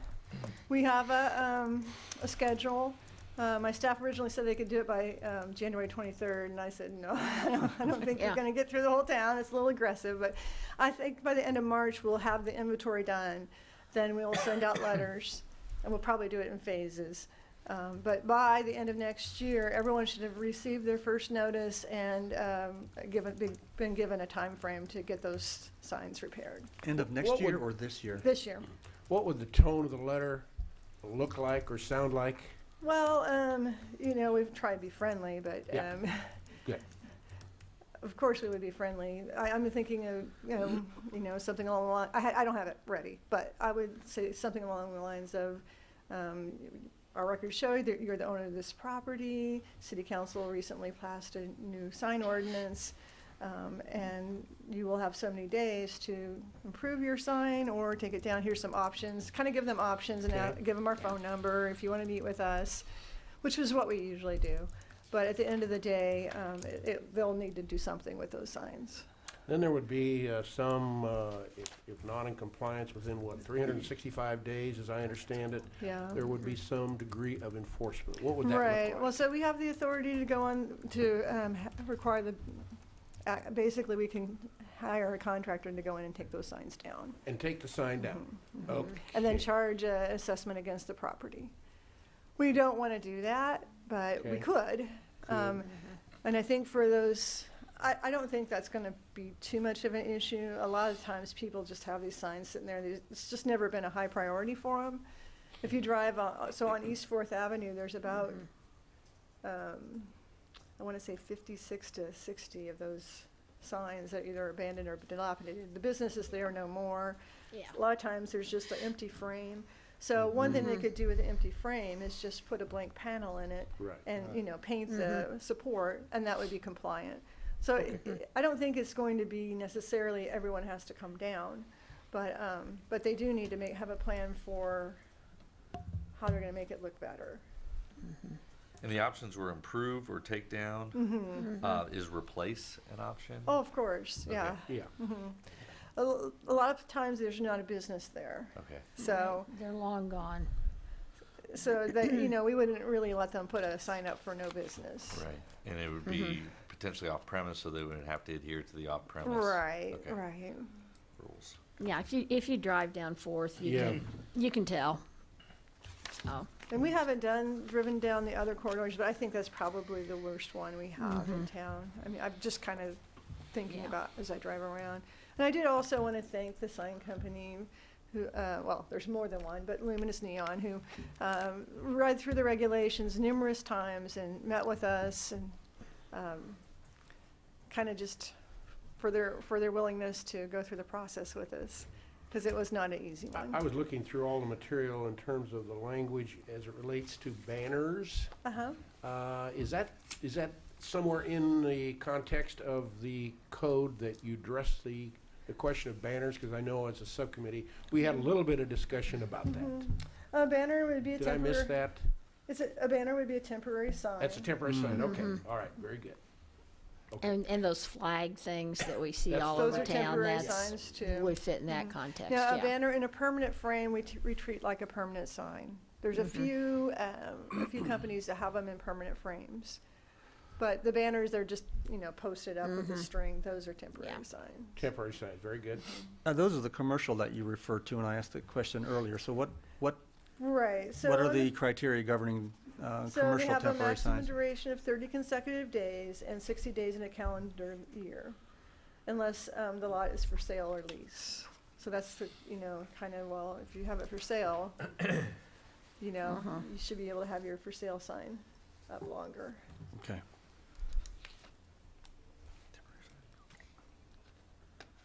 Jenny, you mentioned there's some place in the area of 60 billboards in the city at this point in time. Do you have a sense of, you made the comment the areas of C4 on the maps, and industrial would be where another billboard sign could go. And that's the 2640, isn't it? That's a 2640. Here's what the Planning Commission Here's what the approved. Planning Commission. Mhm. And am I correct there are any number of those areas that are large enough to have multiple billboards within those areas based on Right. spacing? Looking at this, I didn't do the analysis, but there's a potential for 10 to 12 more billboards. What the sign companies have told us is a lot of these industrial areas, they don't really want to put a billboard because they don't have the traffic counts there. Right. So I think their main issue with this map was there was really only only three commercial areas, or maybe a slight one on the edge of town down there, where a new billboard could go. And so they wanted, I don't think they're planning to put in a whole bunch of new billboards, but they did want to have the ability to put billboards in. This was a very, this discussion went back and forth. One option that we discussed along the way was the potential to allow for new billboards to go in as long as one or two came out. And then the Chamber of Commerce commented that was giving basically an exclusive to the existing billboard company, because if a new billboard company came into town, they wouldn't have the option to be able to take out old billboards because they wouldn't own any. So it's really not, it's a difficult issue to deal with. And we do have a lot of billboards. But the trend right now is to go towards electronic billboards, and those are expensive. They can advertise a lot more items on them, and I don't think there's really a desire to have too many of those just because of the expense. Do we govern those as far as illumination and the Yes. amount of illumination? Okay. We do. All right. Speak a minute. I know that was one of the discussion items, was the variance as it related to being allowed to change the type of signs. Right. Speak to that a minute, would you? So originally staff's proposal was that you couldn't get a variance for sign types. We came out with draft regulations in August, and then there's been these issues that we've been working through. But we didn't want to allow for sign type variances because we felt like, well, if you need a variance for sign type, we probably really need to amend the code. And after a lot of discussion with the sign companies and businesses and the Planning Commission, they didn't see it the same way as staff. Their thoughts were, well, there might be a case where we would want to be able to allow a different sign type, or maybe there's some new technology out there and we don't want to go through the 60 days it would take or longer for us to amend our code. So, am I thrilled about it? I would say no, because I really don't think you should give variances for sign types, but this is where we ended up, and it's there's things in there I'm sure that the sign companies aren't super thrilled about either, but I think we can live with it, if that answers your question. Okay, sure. Yeah. A workable compromise. Yes. Workable yes. compromise, right. And certainly much easier for my staff to understand, because if they can't explain it to the customer, Then it's not. yeah, that's just not a good thing. Do we have an example of allowing a sign type change from a variance application or a project? No, I don't know that I have an example. I know I have an example where we changed the code to allow for a sign type to go in a C2 district. That was the off-premises sign that the hospital put up. Right. I was trying to On think of 23rd. 23rd. And Yeah. Can't remember Yeah. the cross street there. Lorraine? But yeah. Yeah. So we did change our code to allow for that. Oh, okay. I think we have done a sign variance, sign type variance, mostly for the electronic message boards, because our regulations are very tight on those, which most cities are, and what we're seeing is most cities are loosening up on those because they're probably the type of sign we're going to see more often than not in the future. They are a fact of life. Yes. So we're just treating them like every other type of sign. One of the things I'd like to just mention, and I'd perhaps ask Mr. Deardoff or Janet to comment on it during the subcommittee and so on. I know there was a lot of input from the sign companies respectively and very, very constructive conversation. But I think we'd ask the staff to reach out to some of the major businesses, to reach out to them and tell us what you learned, if you can, John or Jana, in terms of some of those major companies. So John probably knows more about signs than any city manager in the state, at least. And we went and visited with the car dealers, several car dealers, and the quick shops. And then I went with Aaron and visited with the mall manager. And it was very interesting because a lot of people, especially the car dealers, their signs come from corporate. They don't really, they're not the ones that are planning their sign. By and large, I think the impression we got was, well, if you tell us our sign can only be so tall, that's how tall we'll make it. The more concern that we had from them was the pennants, the streamers. One of the sign companies uses those, or one of the car dealers uses those, and they wanted to be able to continue. And the compromise the Planning Commission came up with was it would be considered a temporary sign. So that's really, we didn't hear a whole lot of, well, gee, city, why are you doing this to us? Especially because the steering committee and the Planning Commission, and I think everybody involved, felt like, well, if we change the non-conforming signs to where they can keep the same type that they have, the same size and stuff, that it's really not going to harm them. And maybe I think just the idea that sitting down with them was good. They appreciated that, but we could look at their 4 signs, whatever they had, and said, you know, these 3 are going to be fine in the new code. This one may not be, but you can replace it, you know, as a non-conforming sign. And so I think once they were comfortable with all that, it really didn't seem like a lot of concern there. But I think they appreciated the fact that we spent the time to kind of give them the, you know, the perspective of what the changes might look like. So, well, I for one was pleased that you reached out to these businesses, local companies, to maybe somewhat refute some of the things that the city is somewhat criticized about in terms of overregulation. And I think here's a great example that we as a community and elected body, as well as the city council, as a city staff, have reached out to local companies to get feedback from them so we're not perceived as over-regulating against their business practices. And I thought that was a very productive step. Jenna, you referenced early on in your comments, and would you re-review that? The 3 different kinds of or styles of signs that we had, and their respective height area changes. Right. So I'm going to quote to you the C4. I didn't bring the current regulations with me, but in the C4 zoning district, which is our commercial zone, our main commercial zone where the mall and everything is, the 3 types are freestanding, which means it has 2 poles, and the maximum height for a freestanding sign right now is 15 feet. And I think it's 150 square feet. Yeah. Is there in here? Oh, thank you. Then for, if you have a monument, what we call a monument sign, which is also in our new code a freestanding sign, but it has continuous contact with the ground, the maximum height is 10 feet, and the maximum area is 100 square feet. What we would see, just as an aside, is people would put a monument sign up. Here's a monument sign, and then they cut out a little notch at the bottom and say, well, you know, it doesn't have continuous contact with the ground, so really this is a 2-pole, a freestanding sign. So it was clear to us that this, I don't know the reason why we had different standards, but we did, and there was workarounds. Then for a pole sign, which is just the 1 pole, and there's lots of pole signs in town. Well, the Lone Star sign I mentioned earlier is a pole sign. A lot of the McDonald's signs, quick shop signs.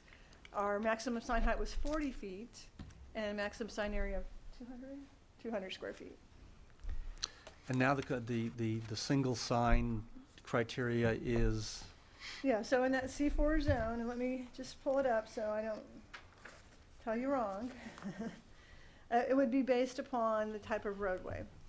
that it's adjacent to. But on arterial roads, they could be 150 square feet in area and 25 feet tall unless they were in that special zone, close to the highway. In the special zone, they could go 200 square feet, which would be similar to the size of our pole signs, and 30 feet tall, which is still lower than our current regulations. If they are along the state highway, they could be taller and bigger. Okay.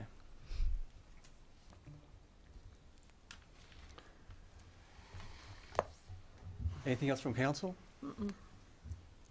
Okay, thank you, Jenna. There's certainly been patience shown. We've had a couple of long items today, so I'm certain folks from Luminous, do you wish to address the council? I will quickly, maybe quickly, shortly. Cindy Prowitt with Luminous Neon, 1429 West 4th. And I really just want to acknowledge the months and hard work that Jana and our staff put in. Thank them for multiple times sitting down with us, other sign companies, local business, for recognizing that we're really not representing just the sign industry. We're representing the local businesses, their needs and wants, and what we can do to help kind of promote their business and advocating in that behalf. And I think mostly we want to applaud the focus on enforcement of the dilapidated and abandoned signs, and thinking that will make a big difference for the city of Hutchinson and kind of the looks. And so with that, I'd ask you to approve the ordinance as presented. Thank you. Thank you. Thank you. Well, I have some comments I want to make. I've thought long and hard, and I know I'm going to be swimming upstream, but I'd ask us to think a bit about the impact that this code will be having. We have a chance, in my opinion, to chart a little different course for the future, and not one that changes things overnight or even changes things dramatically. I happen to be involved with Councilmember Daveline in the screening committee, and I was real comfortable with discussions that occurred then that had to do with a stronger limitation on billboards, that had to do with limiting variance to type only, and that had to do with the description of the arterial sign heights with the single height of 25 and the area of 150.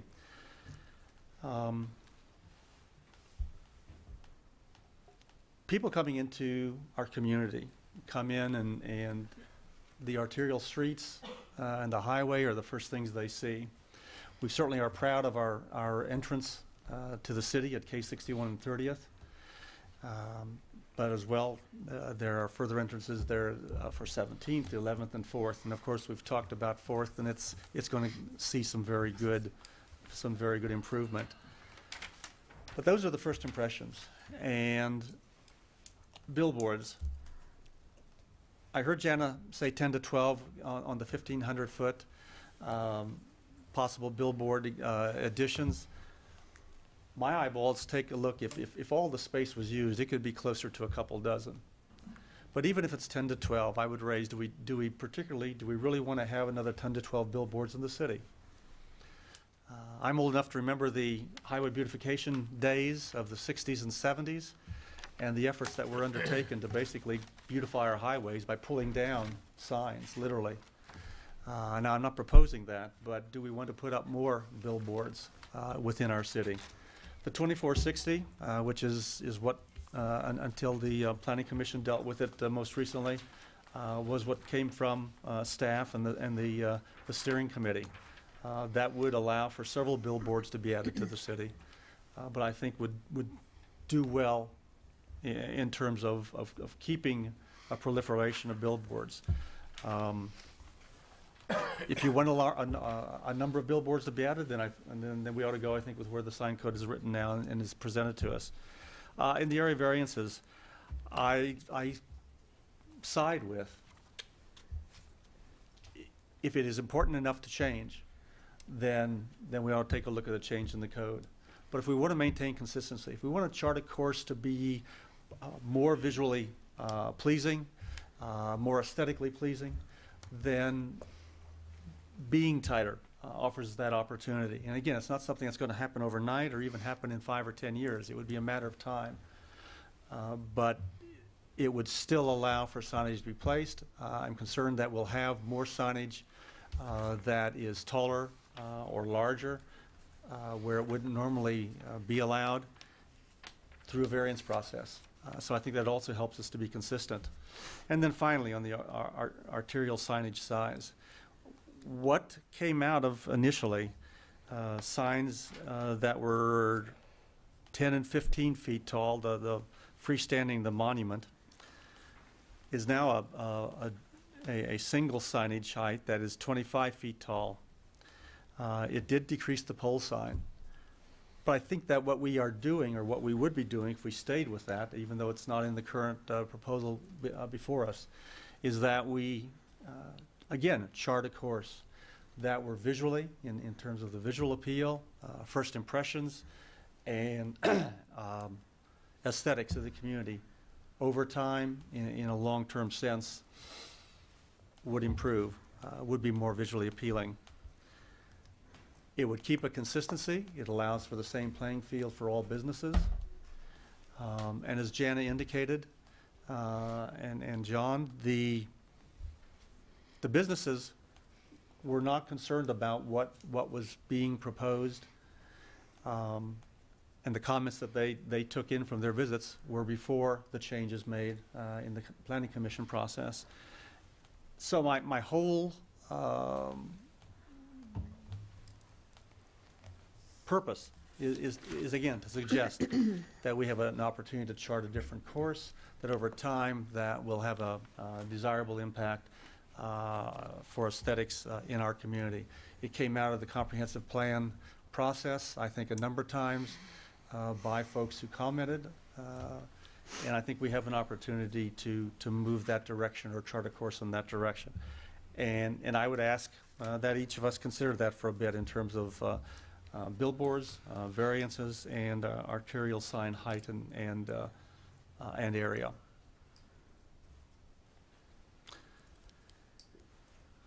Those are the Mr. comments that I Mayor? wish to make. Yes, I'm please. sorry to interrupt because I know you guys are in your deliberation phase, but I did not tell you what our current separation for billboards. That's 300 feet. So the 1,500 is a significant increase. Huge. Right. Yeah. And also, right now, we would allow variances for any type of sign. You know, you can. There's no restriction on the variances.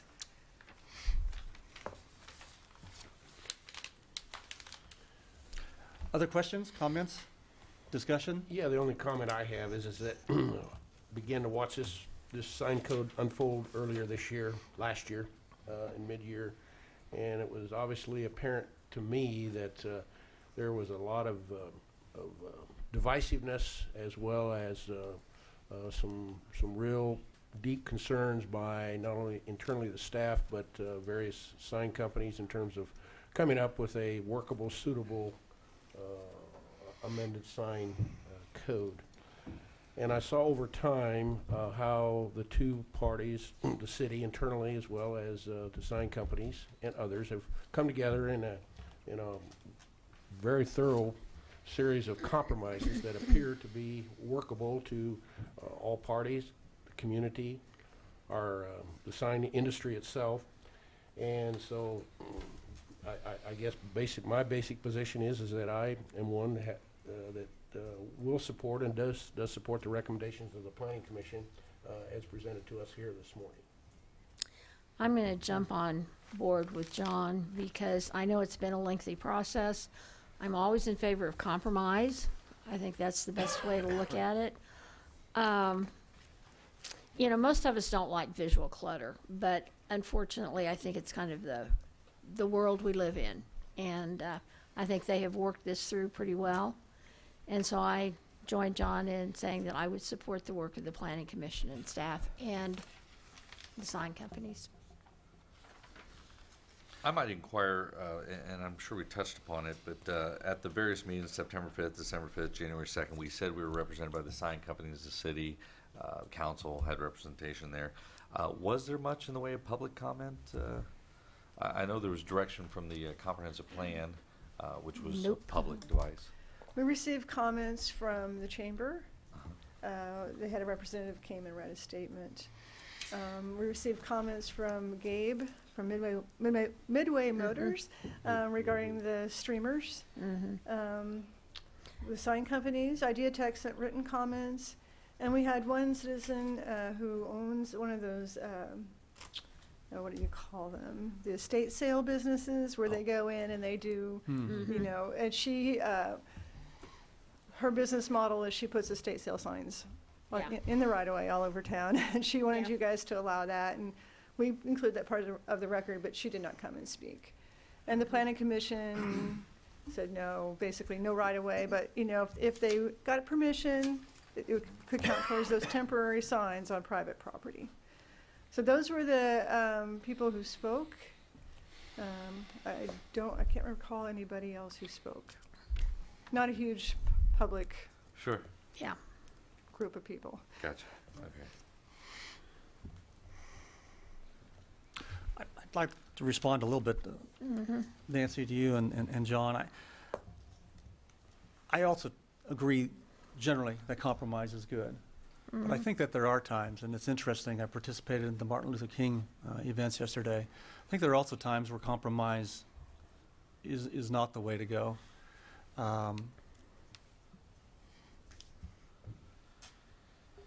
And that, again, maybe a bold action or charting a new course is the way to go.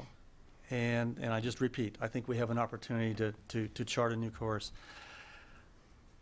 I'm not one to say that's the way it is, and we simply have to accept it.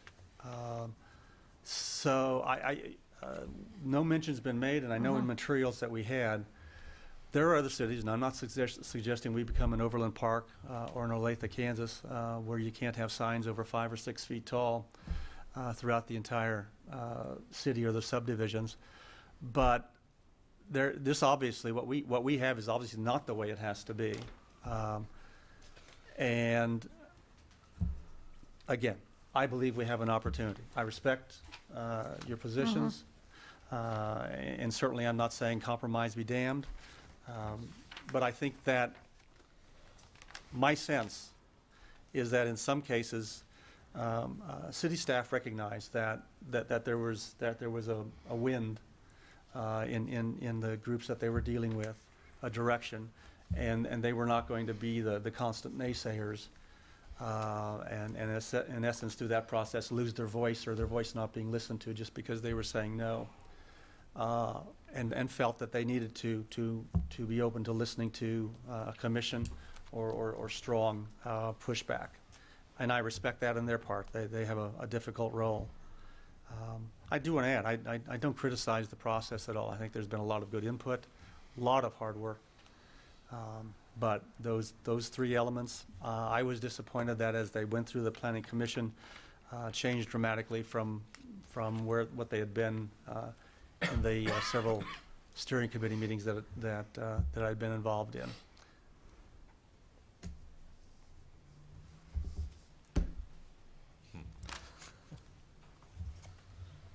Any other comments?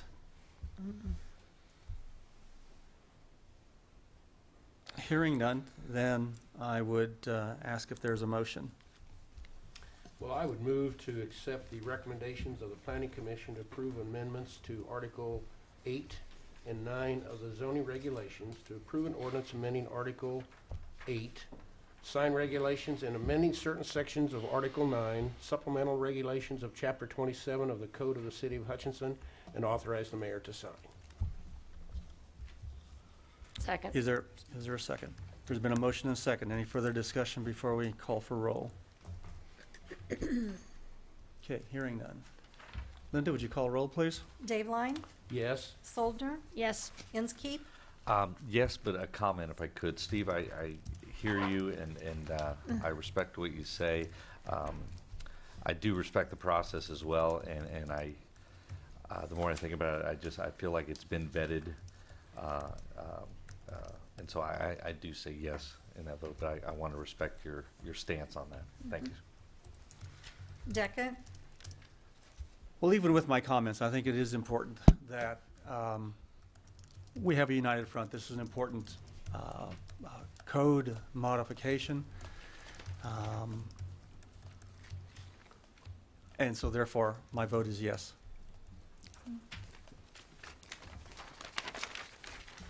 Okay, next item, please. Item 11A, consider amendment to the down payment match incentive program. Good morning again. Janet McCarran, Director of Planning and Development. A little lighter topic than the last. That'll be good. two. This is a program, a pilot program that the City Council and Housing Commission authorized for 2017, and it allows for first-time home buyers, basically, or current renters in Reno County to be able to buy a home in select neighborhoods. And the City Council provides matching funds for the down payment. Here's my slides. They're coming. So as I mentioned, in 2017, the $70,500 or 40% of the buyer's closing costs can be matched as it was originally approved. You have to be a current renter in Reno County and purchasing homes right now in either Houston, Whiteside, Southwest Brooktown, or College Grove. And the applicants also need to complete the Hutchinson Area Home Buyers Club with Interfaith Housing.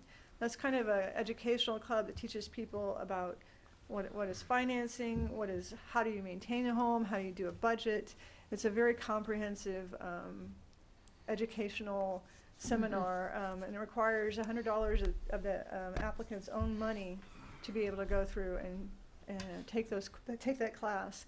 But at the end result is that you have a better home buyer, a better homeowner.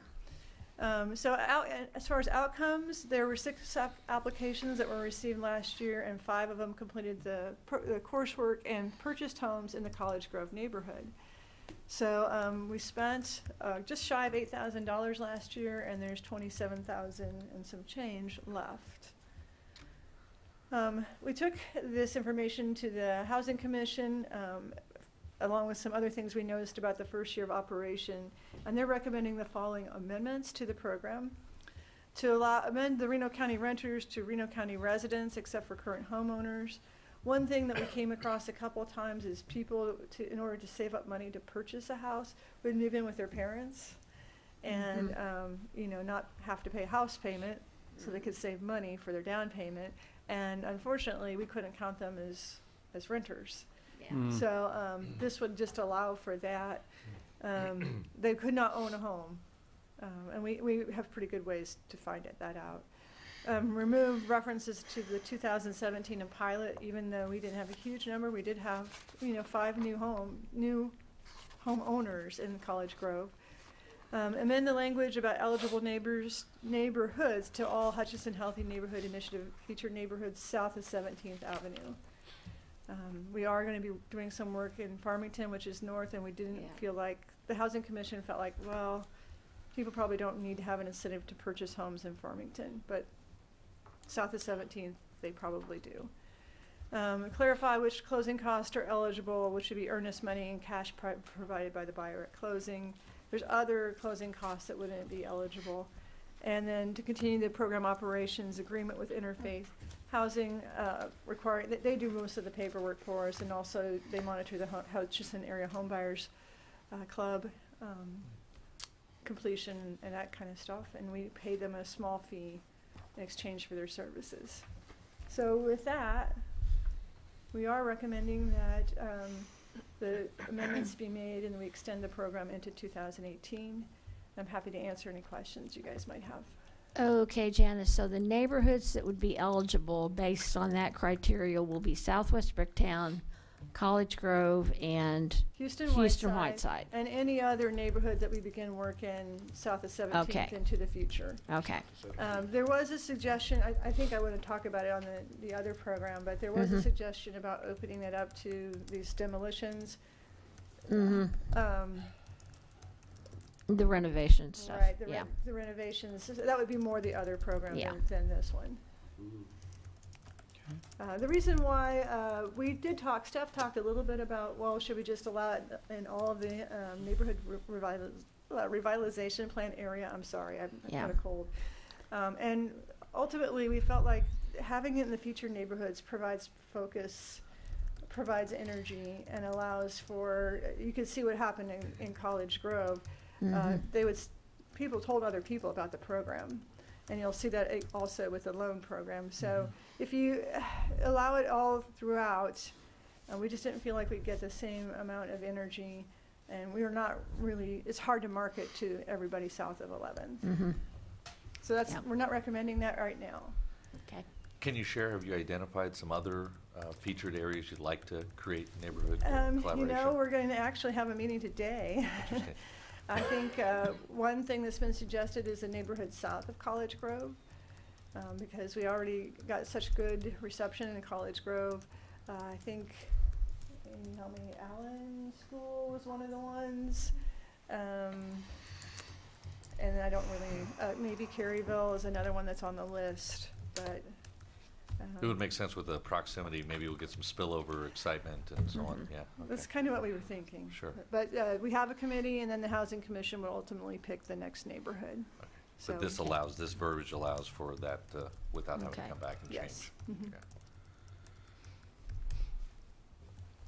Well, certainly good program. I'm glad that there's some tweaking to it to hopefully help improve it and increase the utilization by the neighborhoods. So this is great. Further questions or discussion? Might there be a motion? I would move to accept and approve the recommendation of the Housing Commission to amend program amendments for the down payment match incentive and authorize the mayor to sign an agreement extending program operations with Interfaith Housing Services into 2018.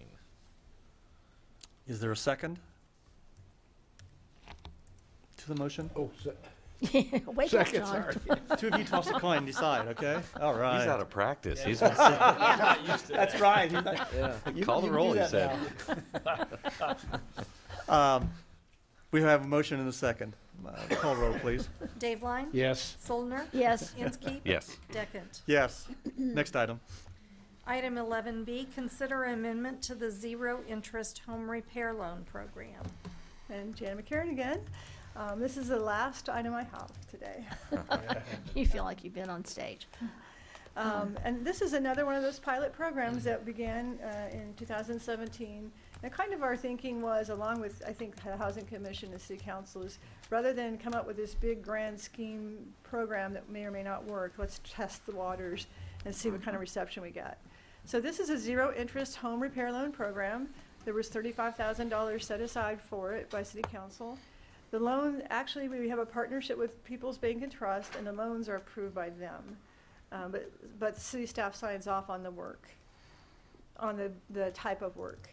Applicants must be homeowners or investment owners, so it is open up to rentals in the 3 featured neighborhoods, College Grove, Houston Whiteside, or Southwest Bricktown neighborhoods.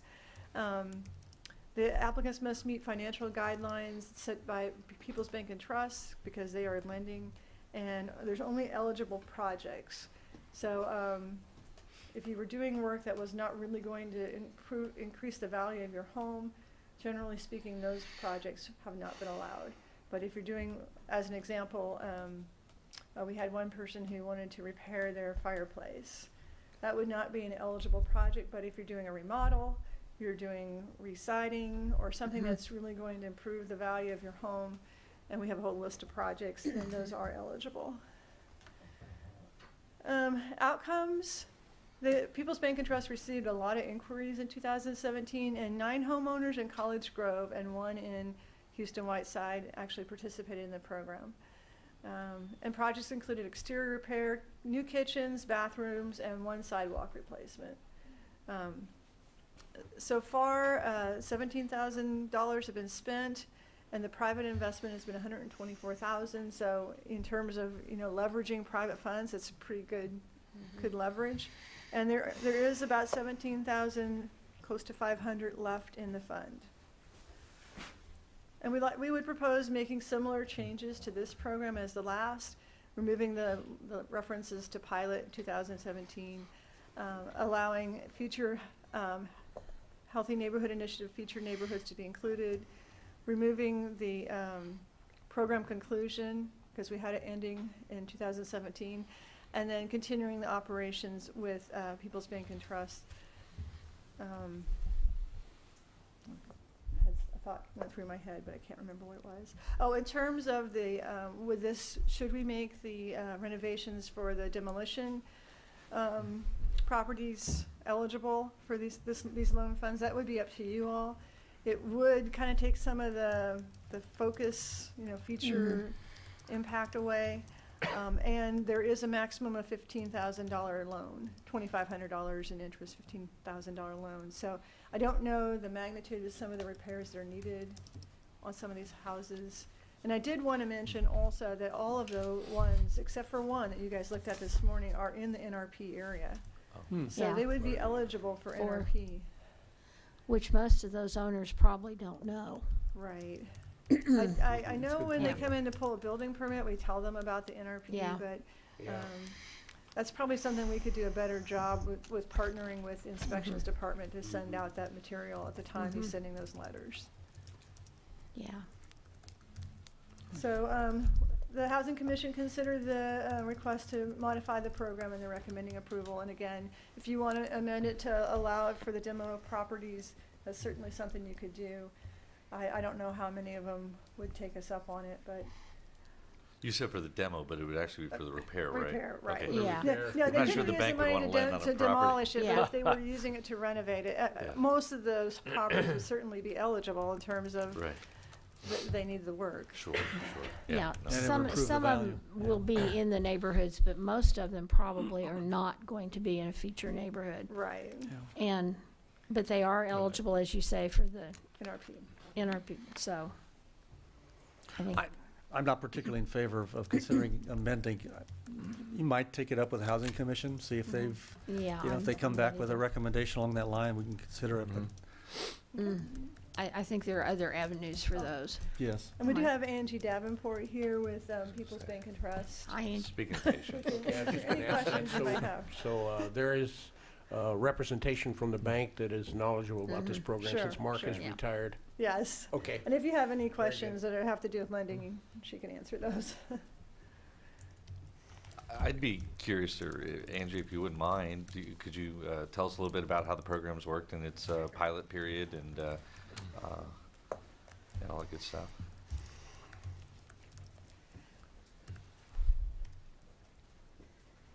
Plus, you've been so patient. Yeah. I'm Angie Davenport with People's Bank and Trust. And as you guys know, Mark did retire this last year, but he gave this program over to me long before he ever retired. So I'm the one who did all the lending on all these 10 properties last year. So I'm very familiar with this program here. And I think it's a great program that Hutchinson has to help people revitalize their homes or do the repairs to their homes that they need to do. Up to the $15,000. So do you guys have any questions for me? As long as you're willing to help, that's great. I am. I think, I honestly, I love the program. I think it's a great program. People's Bank and Trust is honored to have you guys let us help you with that. Everybody we've worked with has been really easy to work with. The city's been great to work with. You know, if we have a question on, can this be done or not done, I email right over and ask them, hey, is this a repair we can do or not do before I even get into the process with the borrower so that, you know, we're not wasting anybody's time. What's the typical turnaround time for an applicant? It usually takes at least 2 weeks to be able to do, and that's because of government regulations. Yeah. There is a 7-day, by the time when you start the process, there is a 7-day before you can close that due to the new trade rules. Okay. So. That's good. Yeah. Did you have any occurrences of applications that you denied? We did. We had a couple of them that were denied, and the reason they were denied was because they either didn't have the equity in the home to be able to do the home, or they didn't have the ability to repay. They do have to have the ability to repay the loan. That really makes sense. Yes. Yes. It's a great business practice. Our federal government operates that way. Yeah. Exactly. Now, John. Anything else of Angie? Mm-mm. Thank you, Thank you. and You're welcome. Peoples Thank for you. administering Yeah. this program, administrating it. I mean. Council, anything else? Mm-mm. Is there a motion? I'm hot, I'll do it. Okay. I would move to accept and approve the recommendation of the Housing Commission to amend the program requirements for the zero-interest home repair loan program and authorize the mayor to sign the 2018 program operations agreement with People's Bank and Trust. And I will second. We have a motion and a second. Please call roll. Dave Line? Yes. Soldner? Yes. Inskeep? Yes. Deckent? Yes. Next item, please. Item 11C, consider purchase agreement for sculpture at Rice Park Splash Pad.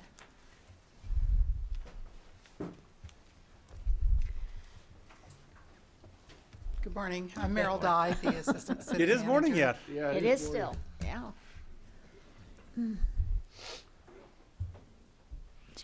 In May of 2015, the City Council adopted the Percent for Public Art ordinance, which requires 1% of the construction funds for public projects to include public art for that project.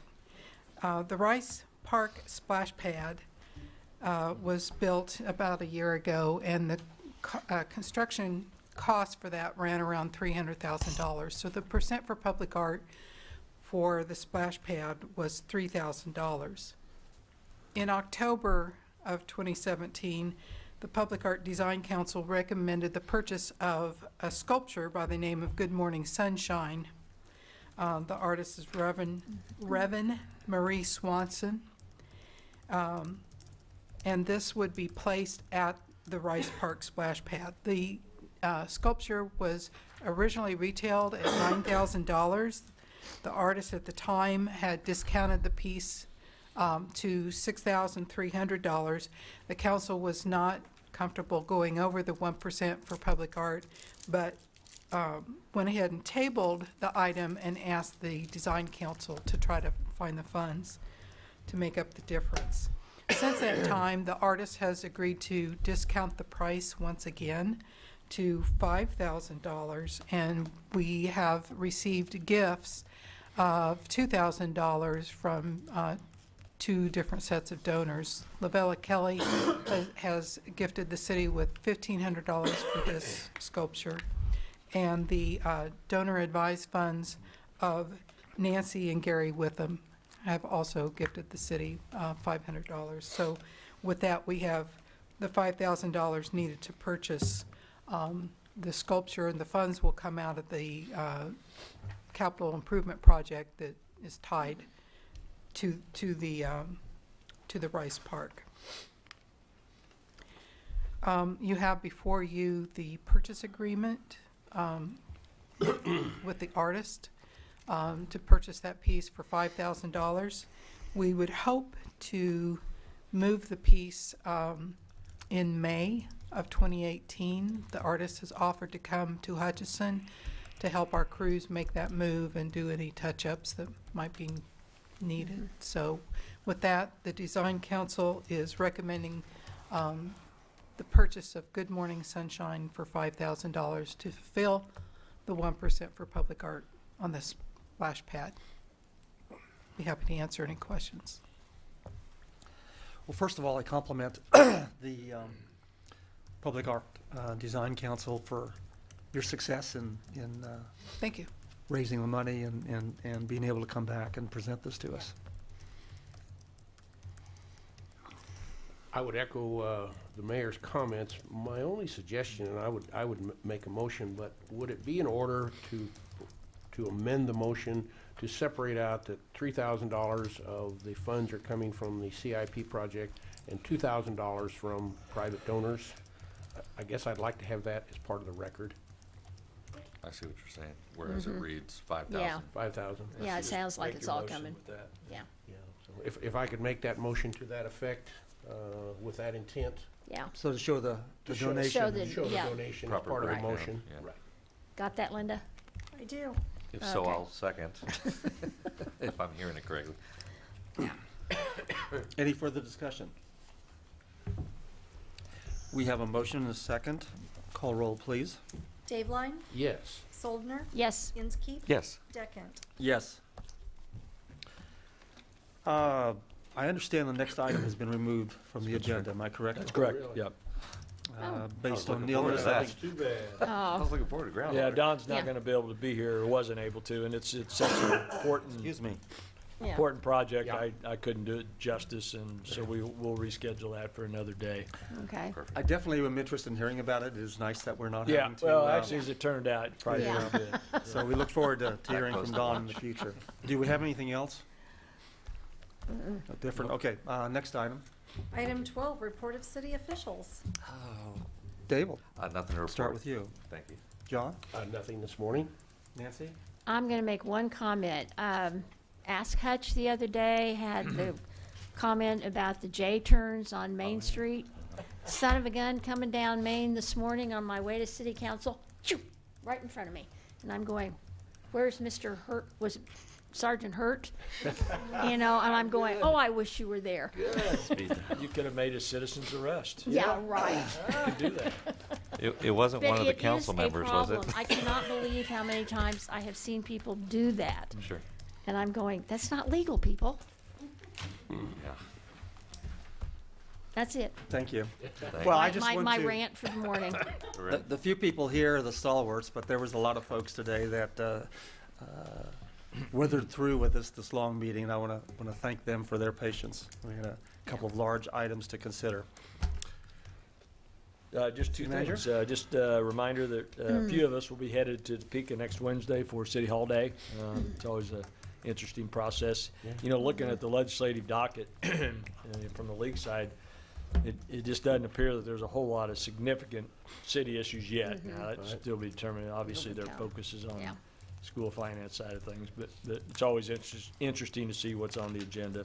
So we'll be heading up there, and then want to remind people of the employee recognition luncheon on January 30th from 11:30 to 1, and you guys are invited for all or just a portion of it if you're available that day. So, And State of the City tomorrow morning at Oh. 7 State of the o'clock. City. Absolutely. State of the City tomorrow morning, yes, at 7. I Who's think the featured speaker? I think our new mayor. There you go. Let's go with that. I let him forgot know. to tell him about that. You should Yeah. let him know. Yes, that is on schedule. You know, tomorrow. considering you're talking about the past year's events, I think it'd be better for the past mayor. Well, yeah, maybe we'll do that. Okay. And I'll introduce him tomorrow. Study session next Tuesday. Oh, yeah, Yeah. study session next Tuesday. Thank you. Yeah. And what time is that? That's right. 8:30. 8:30. 8:30? January, Okay. that's 23rd. And we're going to be reviewing the comprehensive plan, kind of the status of some of the goals and objectives, and we'll go through, we're preparing, staff is kind of some of the written narratives to provide status updates on each component. So we'll hopefully have a good dialogue on that and hopefully keep that in front of us as we go forward. So 8:30 So in on the other words, 23rd. Go back and read the comprehensive Yes. plan between now and then. Pull that out. Yeah. we will send you all the summary, so you really won't have to do that, but it'll have each of the goals and strategies out of the plan with our written status. So Okay. that should help you. Yeah. All right. And that's all I have, Mayor. All right. Do we have a motion to adjourn? So moved. Second. Motion and a second to adjourn. Call roll, please. Dave Line, Yes? Soldner, Yes. Inskeep. Yes. Deckent. Yes.